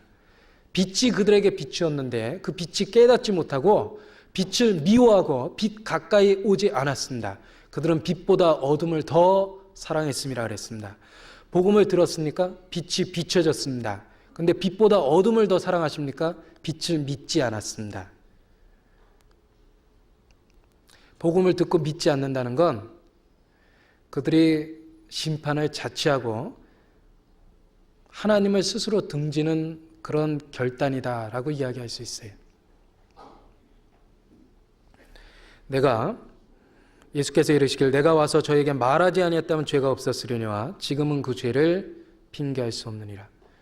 그는 진리보단 거짓을 좋아했습니다. 의보다는 불의를 좋아했습니다. 거룩한 것보단 더러운 걸 좋아했습니다. 하나님께 속한 것보단 세상에 속한 것을 사랑했습니다. 하나님의 영광보다 사람의 영광을 더 사랑했습니다. 복음을 듣고 믿지 않는다는 건 자기의 잘못된 선택, 그 타락된 선택을 여실히 증명하는 거다. 그렇게 얘기할 수 있어요. 자, 이 예수님 당대의 사람들이 얼마나 패역한 상태에 있었는가 우리는 그 예수님의 그 책망을 통해서 느낄 수가 있다라고 생각을 합니다. 자, 그들의 영적 상태를 예수님은 비유로서 설명해 주셨습니다. 마태복음 12장 보시겠습니다. 이와 같은 내용입니다. 자, 한 더러운 귀신이 사람에게서 나갔습니다. 그런데 한참 돌아다니다가 별로 쉴 데가 없으니까 내가 처음에 나온 그 집으로 돌아가겠다. 내 집으로 돌아가리라. 돌아와 보니까 그 집이 깨끗이 소재되어 있고 청소되어 있었습니다. 자기보다 더 악한 귀신을 7이나 더 데리고 들어가니까 예수께서 이르시기를 그 사람의 나중 형편이 전보다 더욱 심하게 되느니라. 결국은 나중 형편이 전보다 더 심하게 되었다. 점점 더 타락된 모습을 갖게 됐다. 이런 뜻입니다. 그 당시의 유대인들의 모습이 그렇습니다. 역사적으로는 이랬죠. 유대인들은 우상 숭배 때문에 바벨론에 포로 잡혀갔습니다. 바벨론 70년 유수 생활을 했죠. 그들이 바벨론 포로 생활을 마치고 돌아왔을 때 우상을 철폐했습니다. 스룹바벨에 의해서 성전이 새롭게 건축되고 그들은 여호와를 믿는 신앙을 회복했습니다. 그런데 우상 숭배에서는 자기를 구별했지만 그들은 곧 인간적인 가르침과 현실적인 가르침을 추구했습니다. 인본주의적인 가르침을 추구했고 사람의 가르침을 따랐습니다. 사람의 영광을 중요시 여겼습니다. 그리고 하나님의 영광을 버렸어요. 그들의 나중 상태가 전보다 더 악해졌습니다. 우상 숭배의 죄에서는 멀어졌지만 그들은 결국은 하나님이 가장 가증스러워하는 종교적인 외식에 빠지게 됐습니다. 그들의 역사적으로 그러한 영적인 상태를 이런 비유로서 말씀하셨습니다. 자, 우리 개인에게도 이 말씀은 적용됩니다. 어떤 종교적인 결단에 의해서 잠시 잠깐 깨끗해지는 것처럼 보입니다. 그러나 거듭나지 못하고 성령이 그 마음에 없다면 그는 더욱더 영적으로 타락되는 그런 나중 형편이 더 심하게 되는 그런 경우에 빠지게 됩니다. 자, 우리에게는 그런 의미에서 또 교훈이 되는 말씀이라고 이야기할 수 있어요. 그 사람의 나중 형편이 전보다 더 심하게 되었다 이렇게 얘기합니다. 자, 어떤 도둑놈이 직업이 도둑놈이었습니다. 도둑질했어요. 매일매일 도둑질했습니다. 그러다가 이제 좀 마음을 잡았어요. 내가 이러다가 천벌 받지. 그래서 이제 도둑질 그만하기로 했습니다. 그리고 이제 마음 잡고 사는데 이제 도둑질 안 하고요. 사기칩니다. 업종만 바뀌었죠. 여전히 죄인입니다. 여전히 범죄자죠. 그 사람은 나 이제 도둑질 안 한다고 자부심 가질런지 몰라요. 난 이제 옛날처럼 내가 도둑질 안 한다. 그러나 이제 다른 죄를 짓고 있어요. 뭐 사기죄를 짓고 있습니다. 자, 그런 식으로 이 도둑과 사기꾼 업종만 바뀌었지만 여전히 죄를 짓는 모습처럼 유대인들은 우상숭배라는 죄는 안 짓습니다. 이제는 그 죄로부터 분리됐어요. 그러나 이제 그들은 종교적인 외식에 빠져듭니다. 다른 종류의 죄를 짓게 됩니다. 다른 모양의 죄를 짓게 됩니다. 결국은 도덕적인 죄 이상의 신앙적인 죄를 짓게 됩니다.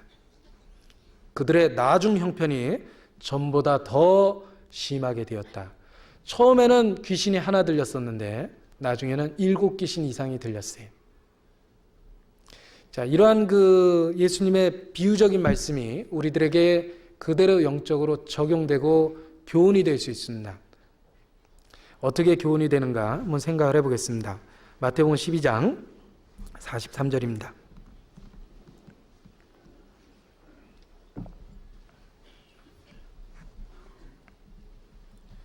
더러운 귀신이 사람에게서 나갔을 때에 물 없는 곳으로 다니며 쉬기를 구하되 얻지 못하고 이에 가로되 내가 나온 무슨 집으로 돌아가리라 그랬죠? 내 집으로 돌아가리라 그랬습니다. 자, 사람의 육체를 집이라고 비유했고 사람에게서 나갔다 그랬죠? 그러니까 마귀가 살고 있는 집으로 사람의 육체를 비유했습니다. 자, 창세기에 보면 인간이 범죄했을 때 하나님이 뱀에게 이르시기를, 그 유혹의 근원이었죠. 뱀에게 이르시기를 너는 종신토록 흙을 먹을지니라. 자, 인간 육체 속에 사탄이 역사할 것을 그렇게 설명하셨습니다. 예수께서도 이르시기를 사단을 보고 세상 임금이다. 이 세상 물질적이고 현실적이며 육체적인 것 가운데서 역사하는 세상 신, 세상 임금이라 이렇게 표현했어요. 자, 사탄과 더러운 영 귀신들은 사람의 육체 속에서 역사합니다. 우리가 익숙하게 잘 알고 있는 말씀 중에 에베소서 2장도 그런 말씀을 증거해 주죠. 에베소서 2장, 지금 읽은 성경에 표시해 놓고 찾겠습니다. 에베소서 2장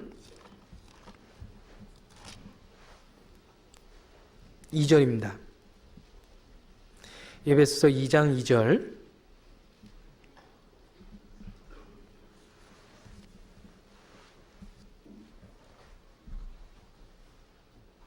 (2절) 3절 같이 읽겠습니다. 그때 너희가 그 가운데서 행하여 이 세상 풍속을 쫓고 공중의 권세 잡은 자를 따랐으니 곧 지금 불순종의 아들들 가운데서 역사하는 영이라. 전에는 우리도 다 그 가운데서 우리 육체의 욕심을 따라 지내며 육체와 마음에 원하는 것을 하여 다른 이들과 같이 본질상 진노의 자녀였더니. 자, 너희도 그 가운데서 행했다. 세상 풍속을 쫓고 공중의 권세 잡은 자를 따랐으니 지금 불순종의 아들들 가운데서 역사하는 영이라. 우리도 다 그 가운데 생하여 우리 육체의 욕심을 따라 지내며 육체와 마음에 원하는 것을 하여 다른 이들과 같이 본질상 진노의 자녀였다. 자, 이 말씀처럼 사탄은 우리의 육체 속에 역사합니다. 사람의 육체는 사단의 유혹과 사단의 괴계가 가득한 그런 곳이다라고 얘기할 수 있어요. 영적인 전쟁터입니다. 이 안에 사탄이 역사하죠. 종신토록 흙을 먹는다는 말씀처럼 흙으로 만든 육체 가운데 사탄이 역사하고 바로 지금도 불순종의 아들들 가운데서 역사합니다. 그래서 육체와 마음에 원하는 것을 하게 만듭니다. 우리의 육체를 자극하고 죄를 자극합니다. 그래서 이 귀신이 사람에게서 나갔을 때 내 집으로 돌아가리라. 그 내 집이 바로 사람의 육체였어요. 이 귀신이 사람에게서 나가는 모습을 다시 한번 보겠습니다. 마태복음 12장 돌아갑니다. 더러운 귀신이 사람에게서 나갔을 때, 자, 나갔죠. 그 다음에 다시 들어옵니다. 어떻게 들어오냐면 44절, 이에 가로되 내가 나온 내 집으로 돌아가리라 하고 와보니 그 집이 비고 소재되고 술이 되었거늘 이에 가서 저보다 더 악한 귀신 7을 데리고 들어가서 거하니. 자, 여기 귀신이 나갔다. 그리고 다시 와서 받고 그리고 다시 7귀신을 더 데리고 들어가서 거했습니다. 이 귀신이 자유롭게 지금 출입하고 있습니다. 그죠? 자기 자신의 의사로 귀신이 나갔고 쫓겨난 게 아니에요. 자기 자신의 의사로 나갔고 그리고 자기 자신의 의사로 와서 다시 들어가서 거했습니다. 이 귀신이 그 사람 마음속에 왔다 갔다 하는 데는 아무런 반대도 없었어요. 이 사람 거듭나지 못한 사람입니다. 왜냐하면 거듭났다면 그 안에 성령이 오십니다. 성령께서 귀신이 들어가고 나가는데 아마 싸움을 하셨을 겁니다. 귀신이 다시 들어오려고 한다면 아마 우리 안에 있는 성령과 그 귀신의 영과 치열한 영적인 전투가 있었을 겁니다. 그런데 이 귀신은 자기 집에 아무런 제재 없이 나갔다가 다시 들어왔어요. 이 사람의 마음이 비어 있다고 그랬죠? 그 집이 비고 그랬죠? 그 안에 성령이 없었습니다. 그래서 아무런 갈등 없이 귀신이 나가고 자기 의사대로 돌아올 수가 있었던 거예요. 그 안에 성령이 없었기 때문에 다툼이 없었던 겁니다. 그리스도인은 다릅니다. 그리스도인은 성령이 있습니다. 거듭났다는 의미를 어떤 의미로 얘기하십니까? 구원받았다는 의미를 어떤 의미로 얘기하십니까? 우리 안에 성령이 계시다는 거예요. 성령이 계시면 악한 귀신이 돌아서 내 안에 들어오려면 치열한 영적인 전쟁이 있습니다. 우리 안에 갈등과 싸움이 생깁니다. 그 죄에 대한 미움이 생기고 죄에 대한 두려움이 생기고 하나님 심판에 대한 두려움이 생깁니다. 그리고 그 죄를 벗어날 수 있는 용기를 주고 지혜를 주고 힘을 줍니다. 왜? 성령께서 그 더러운 귀신과 싸우기 때문에 그렇습니다. 하나님께로서 나신 자가 저를 지키심에 악한 자가 저를 만지지도 못하느니라. 너희를 도우시는 이는 하나님이시니라 그랬습니다. 성령의 소욕은 육체를 거스리고 육체의 소욕은 성령을 거스린다. 우리 안에 성령이 있다면 악한 귀신이 들어올 때 치열한 싸움이 있습니다. 자기가 느낍니다. 죄에 대한 저항력이 생기고 죄에 대한 미움이 생깁니다. 그리고 자기의 죄성을 보고 통곡합니다. 영적인 전투 때문에 그래요. 그런데 이 사람은 불행하게도 마음이 비어 있었어요. 그 집이 비고 그랬죠? 집이 비어 있었습니다. 그 안에 성령이 없었습니다. 그러니까 귀신이 왔다가 들어갔다 자유롭게 왔다 갔다 한 거예요. 자, 우리 가운데 거듭나지 않아도 교회 다닐 수 있습니다. 거듭나지 않아도 성가대도 하고 봉사도 할 수 있어요. 성경에 대한 부분적인 지식으로 아마 감동도 할 겁니다. 술을 좋아했던 사람도 술도 끊고 노름 좋아했던 사람도 노름 끊을 수 있습니다. 유행가 즐겨 불렀던 사람도 구원 안 받아도 유행가 안 부를 수 있습니다. 부분적인 개혁은 얼마든지 가능합니다. 거듭나지 않아도 가능합니다. 우리 주변에 절에 다녀도 완전하게 생활이 바뀌는 사람이 있어요. 옛날에 깡패였는데 절에 다니면서 완전히 마음 잡았어요. 자선사학가가 됐습니다. 옛날에 주색 잡기에 몰두했던 유명한 노름꾼인데 절에 다니면서 완전히 새 사람 됐습니다. 성령 없어도 부분적인 개혁은 됩니다. 어떤 인생에 대한 회의를 느끼고 또는 철학적인 어떤 그 생각의 변화를 겪기도 하고 어떤 종교적인 그 본성이 발동돼서 부분적인 개혁은 생길 수가 있다는 거예요. 그러나 그 중심에 성령이 없으면 악한 귀신 7이 더 들어옵니다. 나중에는 하나님 앞에 더욱더 나중 형편이 전보다 더 심하게 된다고 그랬죠? 하나님 앞에 더 타락되어 있는 종교적인 위선으로 가득 차게 됩니다. 도덕적인 죄는 끊어냈는데 신앙적인 죄를 짓습니다. 그게 교회 바깥에서 있는 얘기가 아니라 불행한 것은 교회 안에서 있는 얘기입니다. 아까 제가 말씀의 시작을 바리새인들과 서기관들이 어떤 사람인가 갖고 얘기했습니다. 그들은 하나님 믿는다고 일컫는 사람들입니다. 하나님께 열심히 있다고 일컫는 사람들입니다. 그러나 그 안에 성령이 없으면 악한 귀신 7이 들어간다고 그랬어요. 그들은 도덕적인 죄에서 벗어나지만 영적인 위선에 빠집니다. 부분적인 개혁은 되지만 성령으로 인도함을 받는다는 의미를 깨닫지 못합니다. 그들의 마음은 비어있기 때문에 그렇습니다. 그래서 영적인 전쟁도 없는 거예요. 자, 그런 부류의 사람이 어떤 부류의 사람인지 성경에 있는 묘사를 갖고 한번 생각을 해보죠. 유다서 1장을 보시겠습니다. 요한계시록 앞에 유다서 있습니다. 유다서 1장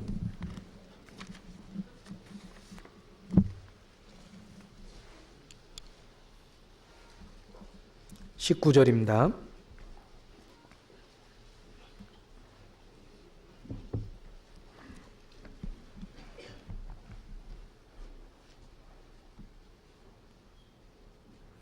유다서 1장 19절 같이 읽죠.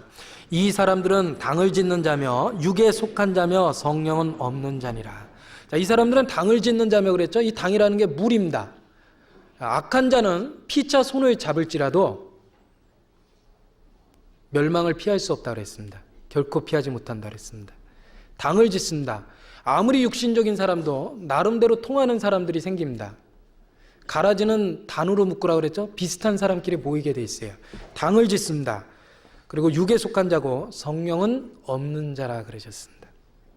비어있기 때문에 그런 거예요. 그래서 종교적인 위선에 빠지는 겁니다. 빌립보서 하나 더 보겠습니다. 성경 빌립보서 3장 18절 19절입니다. 빌립보서 3장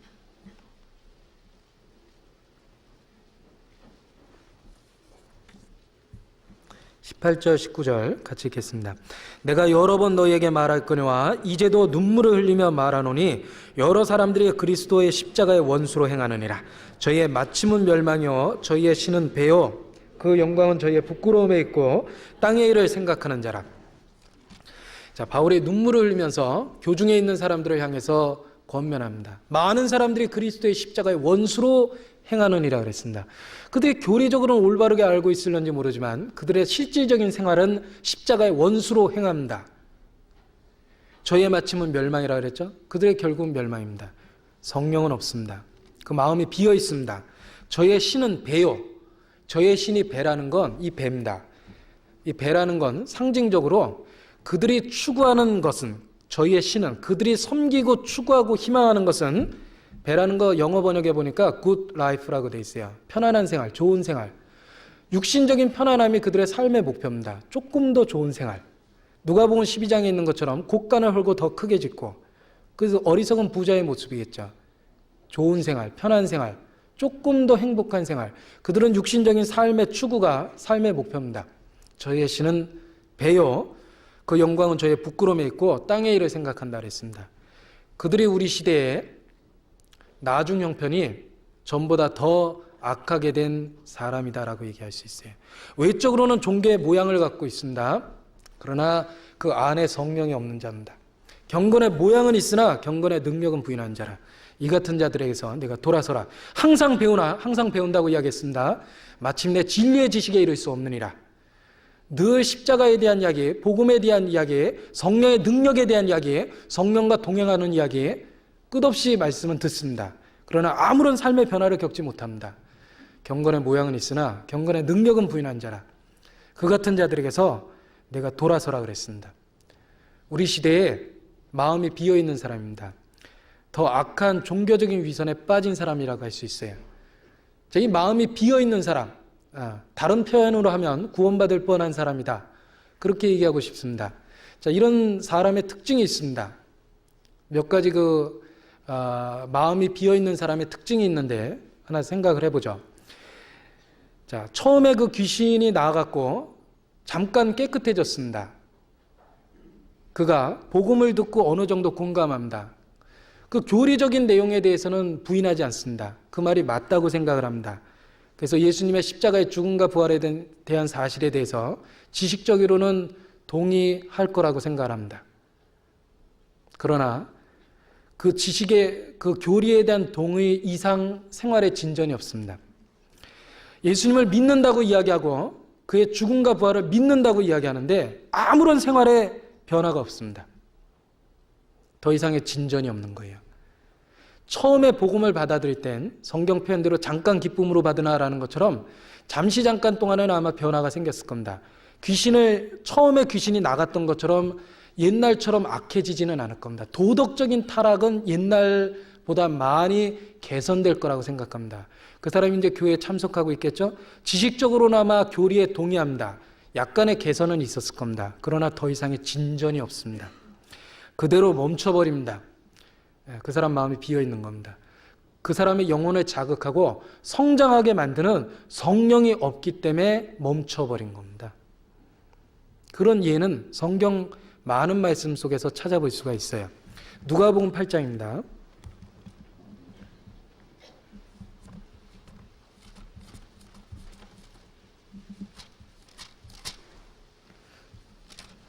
누가복음 8장 14절입니다.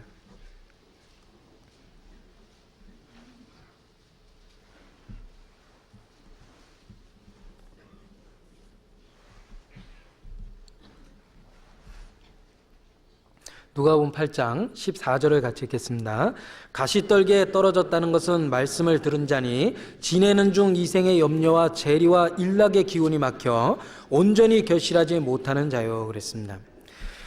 자, 가시떨기에 떨어진 그 비유 중에 말씀을 들은 자니 그랬죠. 지내는 중, 말씀을 듣고 지내는 중이라는 건 배척하거나 대적하지 않은 거예요. 그 말씀을 지식적으로는 동의한 겁니다. 그게 옳다라고 생각한 거예요.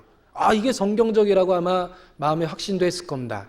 그러나 말씀을 듣고 지내는 중 이생의 염려와 재리와 일락의 기운이 막힙니다. 어느 정도의 약간의 개선이 있다가 그대로 멈춰버립니다. 그냥 막혀버리는 거예요. 이생의 염려와 재리와 일락에 그냥 막혀버립니다. 그리고 성장은 없습니다. 1년 전이나 3년 전이나 구원받은 지 오래됐다면 5년 전이나 10년 전이나 똑같습니다.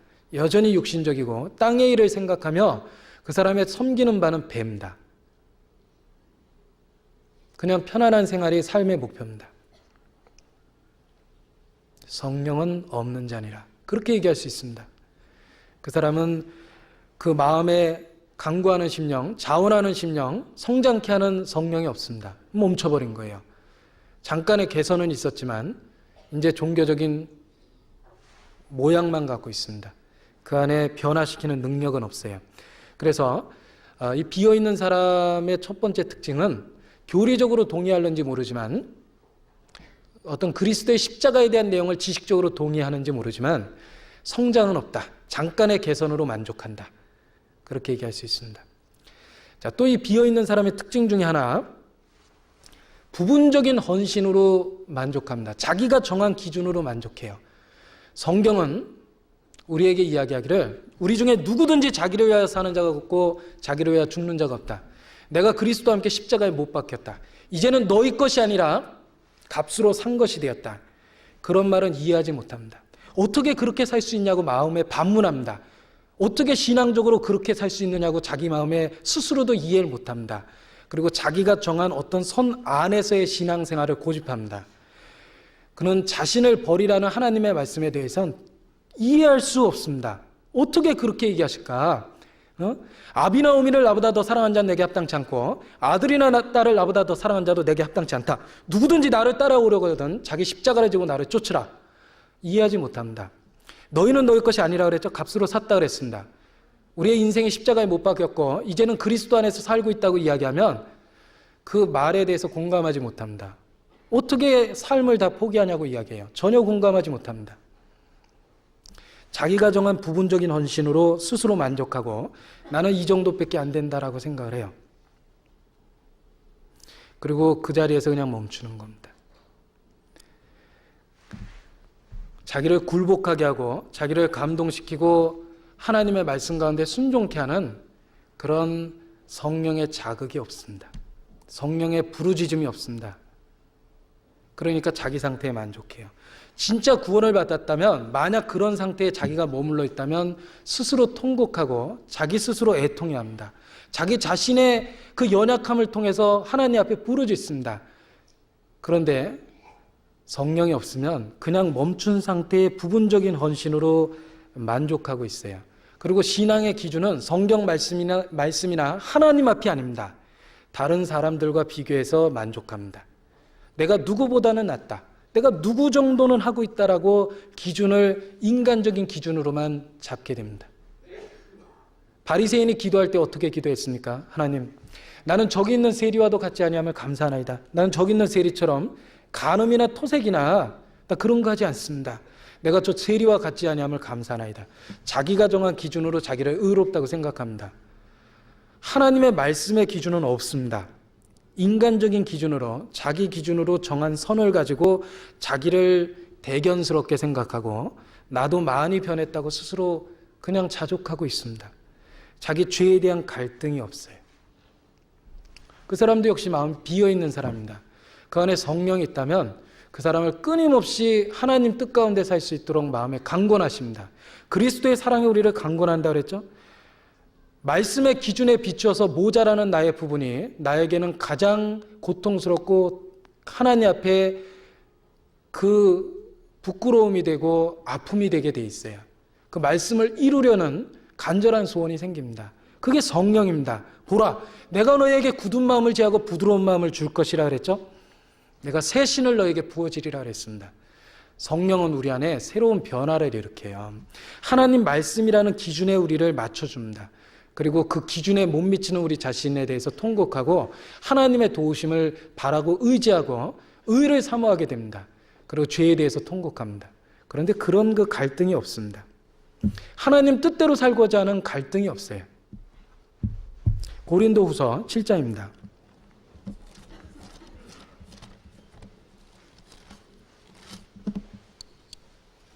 고린도후서 7장 10절입니다.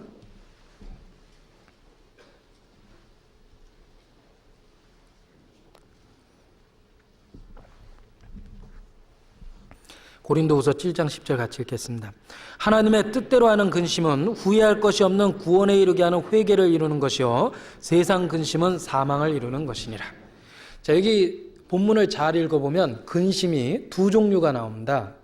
세상 근심이 있고 하나님 뜻대로 하는 근심이 있습니다.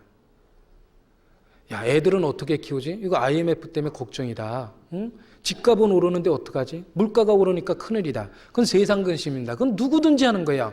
그리스도인도 하고 세상 사람도 합니다. 그러나 그리스도인만이 하는 근심이 있어요. 하나님 뜻대로 하는 근심을 합니다. 자기의 삶의 기준이 하나님 뜻에 못 미치는 걸 가지고 통곡하고 애타하고 안타까워하고 부르짖고 절규합니다. 하나님 뜻대로 하는 근심이에요. 성령은 우리 안에 하나님 뜻대로 하는 근심을 불러일으켜요. 세상적인 걱정도 많지만 그것보다 자기 신앙이 둔해지고 있다는 것에 의해서 더 고통을 받습니다. 자기 안에 타락된 본성이 있다는 것으로 고통을 받고 하나님을 의지하는 마음으로 가득 찹니다. 자기에게 그리스도가 없다면 하나님 앞에 나아갈 수 없다라는 그리스도를 믿어야 될 필요성을 마음에 절실히 느낍니다. 통증이 있는 만큼 위로가 있습니다. 죄에 대한 고통이 있는 만큼 그리스도에 의한 놀라운 위로가 있습니다. 하나님 뜻대로 살고자 하는 마음이 있습니다. 하나님 뜻대로 근심합니다. 하나님의 뜻이 무엇인지 생각하고 그 기준에 미치지 못하는 자기를 보고 늘 부족하게 생각하고 안타까워하고 의를 사모하고 의에 굶주려 있습니다. 그 안에 성령이 있기 때문에 그런 갈등이 생기는 거고, 그런 갈등이 없다면 불행한 얘기지만 마음이 비어 있는 거예요. 그래서 스스로 만족한 겁니다. 자기가 정한 선에 안주해버리는 거예요. 교리적인 동의만 하는 겁니다. 그는 중심에서 어떤 변화가 생기는지, 성령에 의한 인도가 무엇인지 이해하지 못합니다. 낫다라는 말 자체가 그에게는 아주 지극히 이론이 되는 거예요. 자기에게 어떤 변화가 있는지 자기도 잘 모릅니다. 그 사람이 불행한 얘기지만 비어있는 사람입니다. 그 사람 때가 차면 악한 귀신 7이 더 들어옵니다. 이제 종교적인 타락과 외식과 인간적인 교만으로 가득 찹니다. 배운 성경 지식은 겸손해지는 게 아니라 형제를 판단하는 데 씁니다. 남을 주관하는 데 사용합니다. 경건은 이익의 재료로 생각합니다. 끝없이 타락합니다. 악한 귀신 7이 더 들어옵니다. 나중 형편이 전보다 더 심하게 된다라고 이야기할 수 있어요. 그래서 사도 바울이 너희가 믿음 안에 있는가 너희 자신을 시험하고 확증하라 그랬습니다. 누구든지 그 구조를 그냥 넘어가서는 안 된다고 생각해요. 사람이 천하를 얻고 자기 목숨을, 영혼을 잃어버리면 무엇이 자기에게 유익하겠느냐 그랬습니다. 영혼만큼 소중한 거 없습니다. 누가 구원에 대해서 그냥 넘어갑니까? 내가 믿음 안에 있는가 시험해보고 확증해보라 그랬습니다. 성경적인 확증이 필요합니다. 어떤 증거가 있습니까? 교리문답이 아니라 자기 안에 삶의 변화가 있어야 됩니다. 근본적인 성령에 의한 변화가 있어야 돼요. 자기를 바라보는 눈이 바뀌어 있어야 됩니다. 자기에 대해서 자부심이 있습니까? 그렇지 않습니다. 성령으로 자기를 보면 타락됐고 연약하고 한참 부족하고 자기 안에 근본적인 죄성이 있다는 것으로 인해서 고통을 받습니다. 그리고 그 반면에 예수 그리스도의 십자가를 통해 위로를 받습니다. 믿음 안에 있는가 시험해보고 확증해봐야 됩니다. 분명한 것은 우리 가운데 이뤄진 자가 있다는 겁니다. 그게 누구일지만 모르는 거예요. 외적인 모습이 너무너무 우리는 서로 비슷합니다. 그러나 분명한 건 성경적인 교훈으로 우리 가운데 이루어진 자가 있다는 건 분명한 거예요. 몇 %인지 누구인지만 모르는 겁니다. 우리가 모일 때마다 믿음을 시험하고 확증하고 자기 신앙을 성경적으로 검증해 보는 건 누구든지에게 필요합니다. 그래서 내가 믿음에 있는가 시험하고 확증해 보라고 바울께서 고린도 교회에 권해 주셨을 거라고 생각합니다. 자, 구원 안 받은 그 마음이 비어 있는 사람은 먼저 자기 자신이 거듭나지 못했다는 걸 발견한다면 하나님께 더 구하고 찾고 두들겨야 됩니다. 구하는 자에게 성령을 주신다고 그랬죠. 자, 그런데 구원 받은 사람도 마찬가지 교훈을 받을 수 있어요. 우리의 마음을 비워놓으면 안 돼요. 단지 도덕적인 죄를 짓지 않는다고 자기가 정상적인 그리스도인이라고 착각하면 안 됩니다. 그건 마음을 비워놓은 거예요. 우리는 도덕적인 죄를 범치 않는 건 물론이고, 그리고 믿음으로 행치 않는 게 죄고, 선을 행할 능력이 있으면서 행치 않는 게 죄라는 말씀을 받아야 됩니다. 우리는 단지 소재하고 깨끗게 하고 청소하는 것뿐만 아니라 우리의 마음을 성령의 뜻 가운데 가득 채워놔야 된다는 거예요. 어떤 그리스도인은 자기가 범죄하지 않고 도덕적인 죄를 안 짓는다고 자기가 정상적인 그리스도인이라고 착각하고 삽니다. 그렇지 않습니다. 그거는 소재되고 청소되어 있는 것뿐이에요. 우리의 마음은 비워놓으면 안 되는 거예요. 성령을 쫓아 행하라 그랬습니다. 그리하면 육체의 욕심을 이루지 않는다 그랬습니다. 하나님의 뜻으로 채우지 않으면 거듭난 그리스도인도 잘못된 죄가 들어옵니다. 그래서 단지 도덕적인 악한 습성을 버릴 뿐만 아니라 선한 일에 동참하고 믿음으로 행하고 선을 행할 수 있으면 모든 선한 일을 적극적으로 행해야 됩니다. 그게 비워놓지 않고 채우는 거라고 이야기할 수 있어요. 우리의 마음에 그리스도로 가득 채우고 하나님의 선한 뜻으로 가득 채워야 됩니다. 비워놓으면 절대 안 돼요. 거듭난 그리스도인도 우리의 마음을 비워놓으면 그 비어있는 마음에 세상이 들어오고, 그리고 세상에 욕심이 들어오고 죄가 들어옵니다. 그래서 우리의 마음을 하나님의 선한 뜻으로 가득 채우자, 그렇게 또 권면을 드리고 싶습니다. 자, 그 마태복음 12장에 그 집 나간 귀신 다시 들어왔는데 이 비어 있다라는 말이 우리에게는 아주 충격처럼 교훈을 해준다고 생각해요. 그래서 우리 주변에 종교적인 모양은 갖추었지만 아무런 생활의 변화를 겪지 못하는 사람, 그 사람을 통해 신앙을 확인해 보라고 권해주고 싶고, 진짜 거듭났다라는 확신이 드신다면 우리의 생활을 비워놓지 말자, 그런 뜻입니다. 우리의 시간이 비어 있으면 안 되고, 우리의 삶의 모습이 하나님 앞에 비어 있으면 곧바로 마귀에게 틈을 주게 되는 거라고 교훈을 나누고 싶습니다.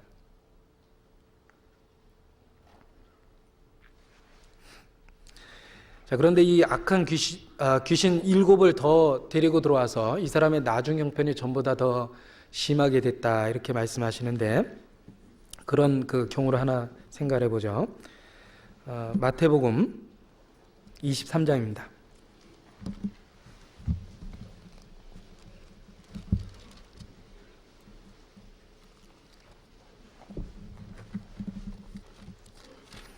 마태복음 23장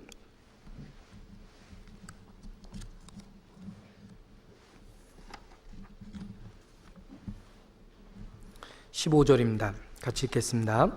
화 있을진저 외식하는 서기관들과 바리새인들이여, 너희는 교인 하나를 얻기 위하여 바다와 육지를 두루 다니다가 생기면 너희보다 배나 더 지옥 자식이 되게 하는도다.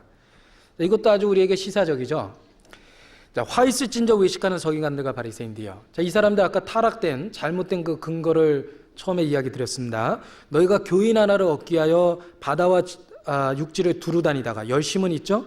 생기면, 자, 간신히 이제 전도를 했습니다. 너희보다 배나 더 지옥 자식이 되게 한다. 그들에게 도덕적인 타락은 막아줄 수 있을런지 몰라도 그들을 영적으로 철저하게 위선자가 되게 하고 영적으로 하나님 앞에 더욱더 교만하게 만듭니다. 외식하게 만듭니다. 너희보다 배나 더 지옥 자식이 되게 했다. 자, 이게 이제 비어있는 사람의 결국이죠. 배나 더 지옥 자식이 되게 했다, 이렇게 얘기하십니다. 자, 예수님이 팔복강이라는 게 있죠. 마음이 가난한 자는 복이 있나니. 그 복이 있나니라는 말씀이 이제 팔복강인데요. 어떤 사람이 마귀의 팔복 그래가지고 써놓은 거 보니까요. 비어있는 사람의 경우에 딱 해당되는 것 같아요. 믿음이 없이 봉사를 많이 하는 자는 복이 있나니 저희는 교만하여 남들을 판단할 것이며 죄를 짓고 괴로워 교제에 안 나오는 자는 복이 있나니 저희는 예수의 피보다 자기의 죄를 더 크게 생각하며 교회만 왔다 갔다 하는 자에게 복이 있나니 저희가 내 손에서 왔다 갔다 하는 것이라. 마귀의 팔복이래요. 그래서 이게 마음이 비어있는 사람이 딱 이런 처지겠다. 교회만 왔다 갔다 하는 자에게 복이 있다 그랬죠. 저희가 내 손에서 왔다 갔다 함이라. 믿음이 없이 봉사만 하는 자에게 복이 있나니 저희가 곧 교만하게 될 것이라 그랬습니다. 그리고 죄를 짓고 괴로워서 교제에 안 나오는 자에게 복이 있나니 이는 자기의 죄가 예수의 피보다 더 크게 생각함이라 이렇게 얘기했습니다. 자, 우리에게 아주 시사적입니다. 자, 교훈을 이렇게 해서 받을 수 있는데 누가복음 11장 21절을 보겠습니다. 누가복음 11장 21절입니다.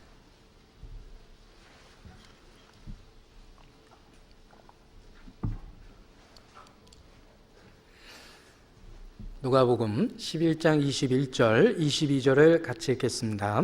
강한 자가 무장을 하고 자기 집을 지킬 때에 그 소유가 안전하되 더 강한 자가 와서 저를 이길 때에는 저의 믿던 무장을 빼앗고 저의 재물을 나누느니라. 강한 자가 무장을 하고 자기 집을 지킬 때 그랬죠. 이 강한 자는 사탄입니다. 사탄이 무장을 하고 각종 유혹을 가지고 무장을 하고 있어요. 이 사단의 무기가 여러 가지인데 안목의 정욕, 육체의 정욕, 이생의 자랑, 그런 게 사탄의 대표적인 무기입니다. 먹음직하고 보암직하고 지혜롭게 할 만큼 탐스러운 과일로 하와를 유혹했던 것처럼 마귀는 안목의 정욕, 육체의 정욕, 그리고 이생의 자랑들, 그런 것으로서 무장하고 있어요. 그걸로 무장하고 우리의 영혼을 꼼짝 말하고 지키고 있습니다. 이 강한 자는 마귀예요. 자, 우리가 마귀의 그 속박에서 벗어날 수 있는 방법은 딱 하나입니다. 더 강한 자가 필요해요. 마귀는 강한 자입니다. 그의 유혹은 강렬합니다. 그의 죄에 대한 유혹은 너무너무 달콤합니다. 그는 강한 자입니다. 항상 우리에게 기가 막힌 유혹을 던져줍니다. 그래서 영혼에 대한 핑계는 들어보면 다 그럴듯해요. 혼인잔치 할 때 핑계댄 사람들 있죠? 잔치를 마련하고 오소서 하니까 그 핑계 중에 그럴듯한 건 하나도 없어요. 내가 장가 들었으니 부득불 못 가겠노라. 그거 중요한 거죠. 평생에 딱 한 번 가는 건데 내가 밭을 샀으니 부득불 나가봐야 되겠다. 이 밭도 재산 목록 중에 일이거든요. 그것도 이해가 가요. 내가 소 5겨리를 샀으니 길들여야 되겠다. 농경사에서 소 5겨리면 대단한 재산입니다. 아주 중요한 일이죠.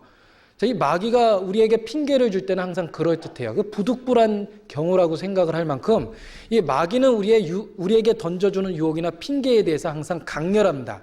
그의 무기는 늘 강력합니다. 그의 무장은 늘 완벽합니다.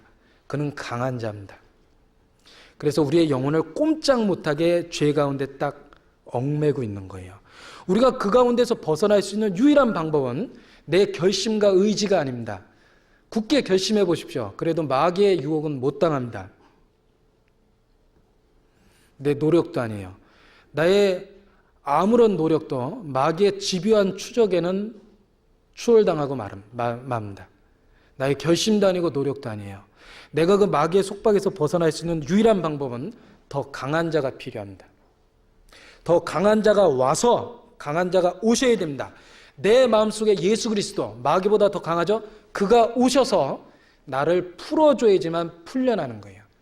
우리는 죄의 종입니다. 죄는 우리에게 강하게 역사합니다. 우리는 죄의 소욕에 사로잡혀 있습니다. 본성 가운데 꽉 잡혀 있습니다. 거기서 누가 우리를 풀어줍니까? 더 강한 자가 와서 풀어줍니다. 성령이 오시면 죄에게서 해방돼서 의에게 종이 됩니다. 진리를 알지니 진리가 너희를 자유케 하리라 그랬습니다. 죄를 짓는 자마다 죄의 종이라 그랬습니다. 강한 자가 올 때 우리가 사단의 소욕으로부터 그의 속박으로부터 벗어날 수 있는 거예요. 넘어집니까? 결심해도 무너집니까? 자기 자신의 연약함 때문에 통곡하십니까? 방법은 딱 하나입니다. 강한 자를 부르면 됩니다. 우리의 구주 예수 그리스도를 부르면 됩니다. 그에게 부르짖으면 됩니다. 내게 많은 죄에 대한 유혹이 넘치면 그리스도를 부르면 됩니다. 그는 강한 자입니다. 와서 나를 풀어주십니다. 이 강한 자가 누군지를 알아야 돼요. 누가복음 11장, 이 말씀 다시 한번 볼 겁니다. 표시해 놓으시고요. 요한일서 4장을 보시겠습니다. 요한일서 4장 4절입니다.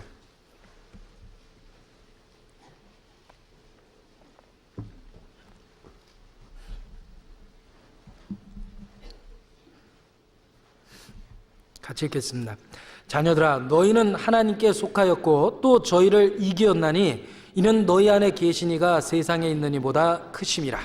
자, 세상에 있는 이는 마귀입니다. 마귀보다 누가 크냐면 우리와 함께 계시는 예수 그리스도입니다. 더 강한 자 예수 그리스도, 그가 오셔서 우리를 해방시켜 주실 수 있어요. 내가 견딜 수 없는 유혹이 있고, 그리고 견딜 수 없는 고난이 있고, 많은 죄에 대한 소욕이 있고 흔들릴 때가 있습니다. 그때 우리가 할 수 있는 유일한 방법은 우리의 구세주인 예수 그리스도를 부르는 겁니다.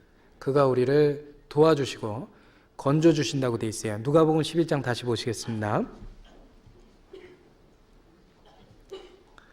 더 강한 자가 와서 저를 이길 때에 저의 믿던 무장을 빼앗고 저의 재물을 나누느니라 그랬습니다. 그래서 더 강한 자가 오시면 그의 무장을 빼앗고 그랬죠. 그 죄의 소욕을 물리쳐 주시고, 그리고 저의 재물을 나누는다 이렇게 얘기하셨습니다. 옛날 구원받기 전에 마귀에게 사로잡혀서 살아갔을 때 우리의 모습은, 우리의 눈은 세상적인 것을 향해 있었습니다. 우리의 눈은 세상을 보고 있었고 세상에 좋은 것, 탐욕스러운 것, 정욕적인 것을 봤습니다. 우리의 입은 세상 노래를 불렀고 유행가를 불렀고, 그리고 욕설을 일삼고 음담패설을 입에 담았습니다. 부끄러운 말을 입에 자주 담았습니다. 우리의 손으로 죄를 졌고 우리의 발로 악한 곳에 다녔습니다. 우리의 모든 지체는 마귀의 소유물이었습니다. 많은 죄의 유혹이 그 소유물을 단단하게 지키고 있었어요. 그런데 더 강한 자가 우리를 풀어줬을 때 이제 우리의 눈은 세상을 향해 있지 않고 하나님을 향해 있고, 이제 나의 눈은 성경을 보고 있습니다. 그리고 우리의 입은 유행가가 아니고 욕설이 아니고 하나님에 대한 찬양이 우리 입에서 나옵니다. 우리의 손으로 봉사하고 땀 흘립니다. 예전에 나쁜 곳에 다녔던 발로 교회 다니고 교제에 쫓아다닙니다. 그 무장을 빼앗고 저의 재물을 나누었다 그랬죠. 우리의 지체를 의의 병기로 다 예수님이 노량물을 나누게 해주는 것처럼 의의 병기로 바꿔주셨다는 거예요. 예수님은 마귀에게서 우리의 눈을 빼앗아 정욕적인 거에서 거룩한 시선으로 바꿔주셨습니다. 마귀에서 우리의 입을 뺏었습니다. 그래서 유행가를 부르고 저주를 일삼던 입에서 이제는 찬송을 하고 전도하는 입으로 바꿔주셨어요. 죄를 짓는 손을 갖다가 봉사하는 손으로 바꿔주셨습니다. 죄를 짓는 장소에 즐겨 다녔던 발을 가지고 이제는 교제에 다닙니다. 그는 더 강한 자가 와서 저를 이기고 그 믿던 무장을 빼앗고 노량물을 나눌 수 있도록 도와주고 계십니다. 우리와 함께 계시니가 세상에 있는 이보다 강합니다. 너희가 세상에서 환난을 당하나 많은 죄에 대한 유혹이 있습니다. 담대하라. 내가 세상을 이기었노라 그러셨습니다. 우리의 연약함에 대한 답은 그리스도를 부르고 그를 더 의지하는 겁니다. 믿음이 좋다라는 말은 의지력이 강하다는 얘기가 아닙니다. 자기의 연약함을 알고 그리스도를 믿는다라는 이야기입니다. 믿음이 좋다라는 건 자기 연약한 걸 철저하게 파악한 겁니다. 하나님의 능력은 약한 데서 온전해집니다. 자기에 대한 자부심을 절대 갖지 마십시오. 신앙적으로 가장 큰 적은 자부심입니다. 자기 신앙에 대한 자부심을 갖는다는 건 섰다고 생각한 즉 넘어질까 주의하라 그랬죠. 우리는 생각보다 그렇게 강하지 않습니다. 아마 시험을 당하게 되면 자기가 얼마나 약한지 쉽게 부서질 수 있다는 걸 발견하게 될 겁니다. 우리는 생각보다 그렇게 강하지 않습니다. 우리의 원수가 강합니다. 그런데 자기 힘으로는 절대 이길 수 없습니다. 더 강한 자가 필요합니다. 우리는 우리를 구원하시고 함께 하시겠다고 한 예수 그리스도를 믿는 수밖에 없습니다. 우리의 신앙이 보존되고 있습니다. 구원받고 지금까지 하나님의 찬송을 부르고 있고 전도하고 있고 거룩한 교제 가운데 있습니다. 왜 그러한 일이 가능하다고 생각합니까? 세상에 있는 이보다 강하신 우리 구주 예수 그리스도께서 지금도 우리를 지키시고 계시기 때문에 그렇습니다. 우리를 지키는 자는 주무시지도 졸지도 않으신다고 그랬어요. 우리는 함께 하시는 주님을 바라고 그에게 더 도움을 의지할 뿐입니다. 그리고 우리의 부르짖음에 대해서 예수님은 한 번도 대답지 않으신 적이 없어요. 우리가 부를 때 응답하십니다. 그는 우리 가까이 계십니다. 보라, 세상 끝날까지 내가 너희와 항상 함께 있으리라 그러셨습니다. 지금도 우리의 연약함을 담당하십니다. 우리가 그의 이름을 부르고 그를 의지하고 기가 막힌 시험과 고난을 당한다면 더 하나님의 이름을 크게 부르고 우리를 구원하신 예수 그리스도를 바라본다면 승리할 수 있습니다. 우리와 함께 계시니가 더 강하기 때문에 그렇다라고 얘기할 수 있어요. 같이 기도하시겠습니다.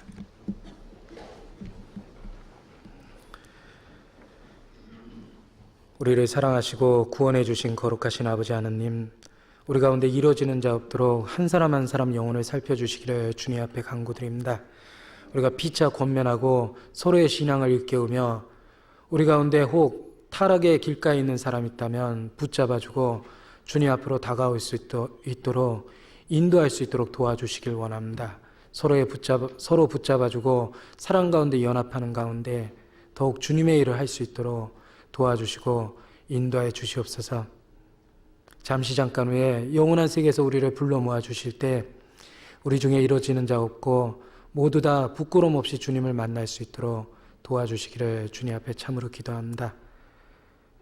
다음 주부터 있는 전도 집회 또한 주님께서 기억하시고 미리 계획하여 주심으로 많은 영혼들 참석하여 구원을 받을 수 있도록 도와주시기를 또한 주님 앞에 기도합니다. 이번 전도 집회에 우리 온 성도가 같은 마음으로 참여하며 이번을 마지막 기회라 생각하고 더욱 간절한 마음으로 이뤄진 영혼들에게 전도할 수 있도록 용기를 주시고 지혜와 능력을 허락하여 주시기를 또한 기도합니다. 저희를 사랑하시는 예수님의 이름으로 기도드렸습니다. 아멘. 찬송 502장 하시겠습니다.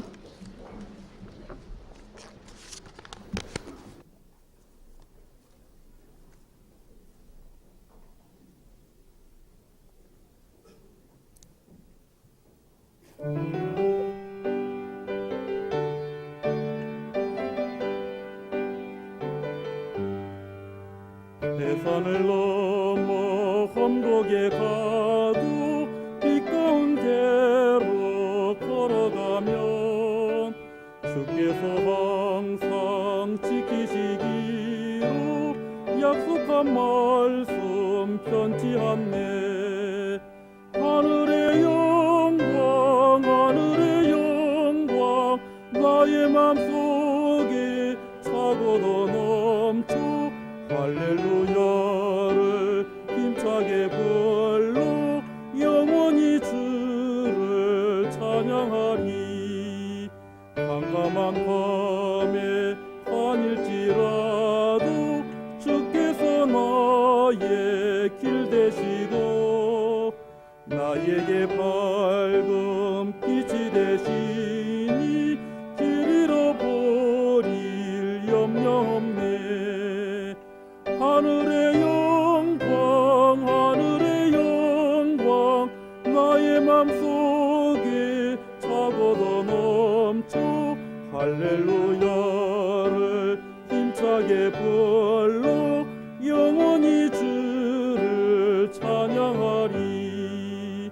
광명한 흡이 마음에 받아 명랑한 천국 바라보고 할렐루야를 힘차게 불러 날마다 빛에 걸어가리.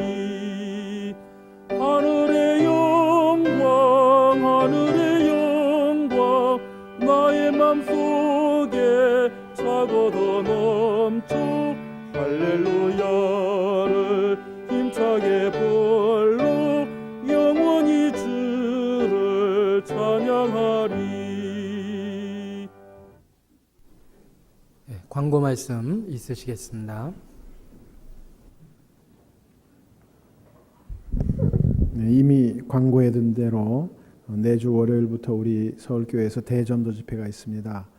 신촌 선교회 집회하고 방배 선교회 집회는 연기되었습니다. 그래서 모든 형제자매님들이 전부 좀 마음을 모으셔가지고 같이 참여해 주시기 바라겠습니다. 나가시는 길에 이 성경 강연의 광고지가 있습니다. 많이 이용하시고요. 내주를 좀 특별한 주로 생각을 하시고 일주일 동안 가능한 대로 참여해 주시기 바랍니다. 광고 마치겠습니다.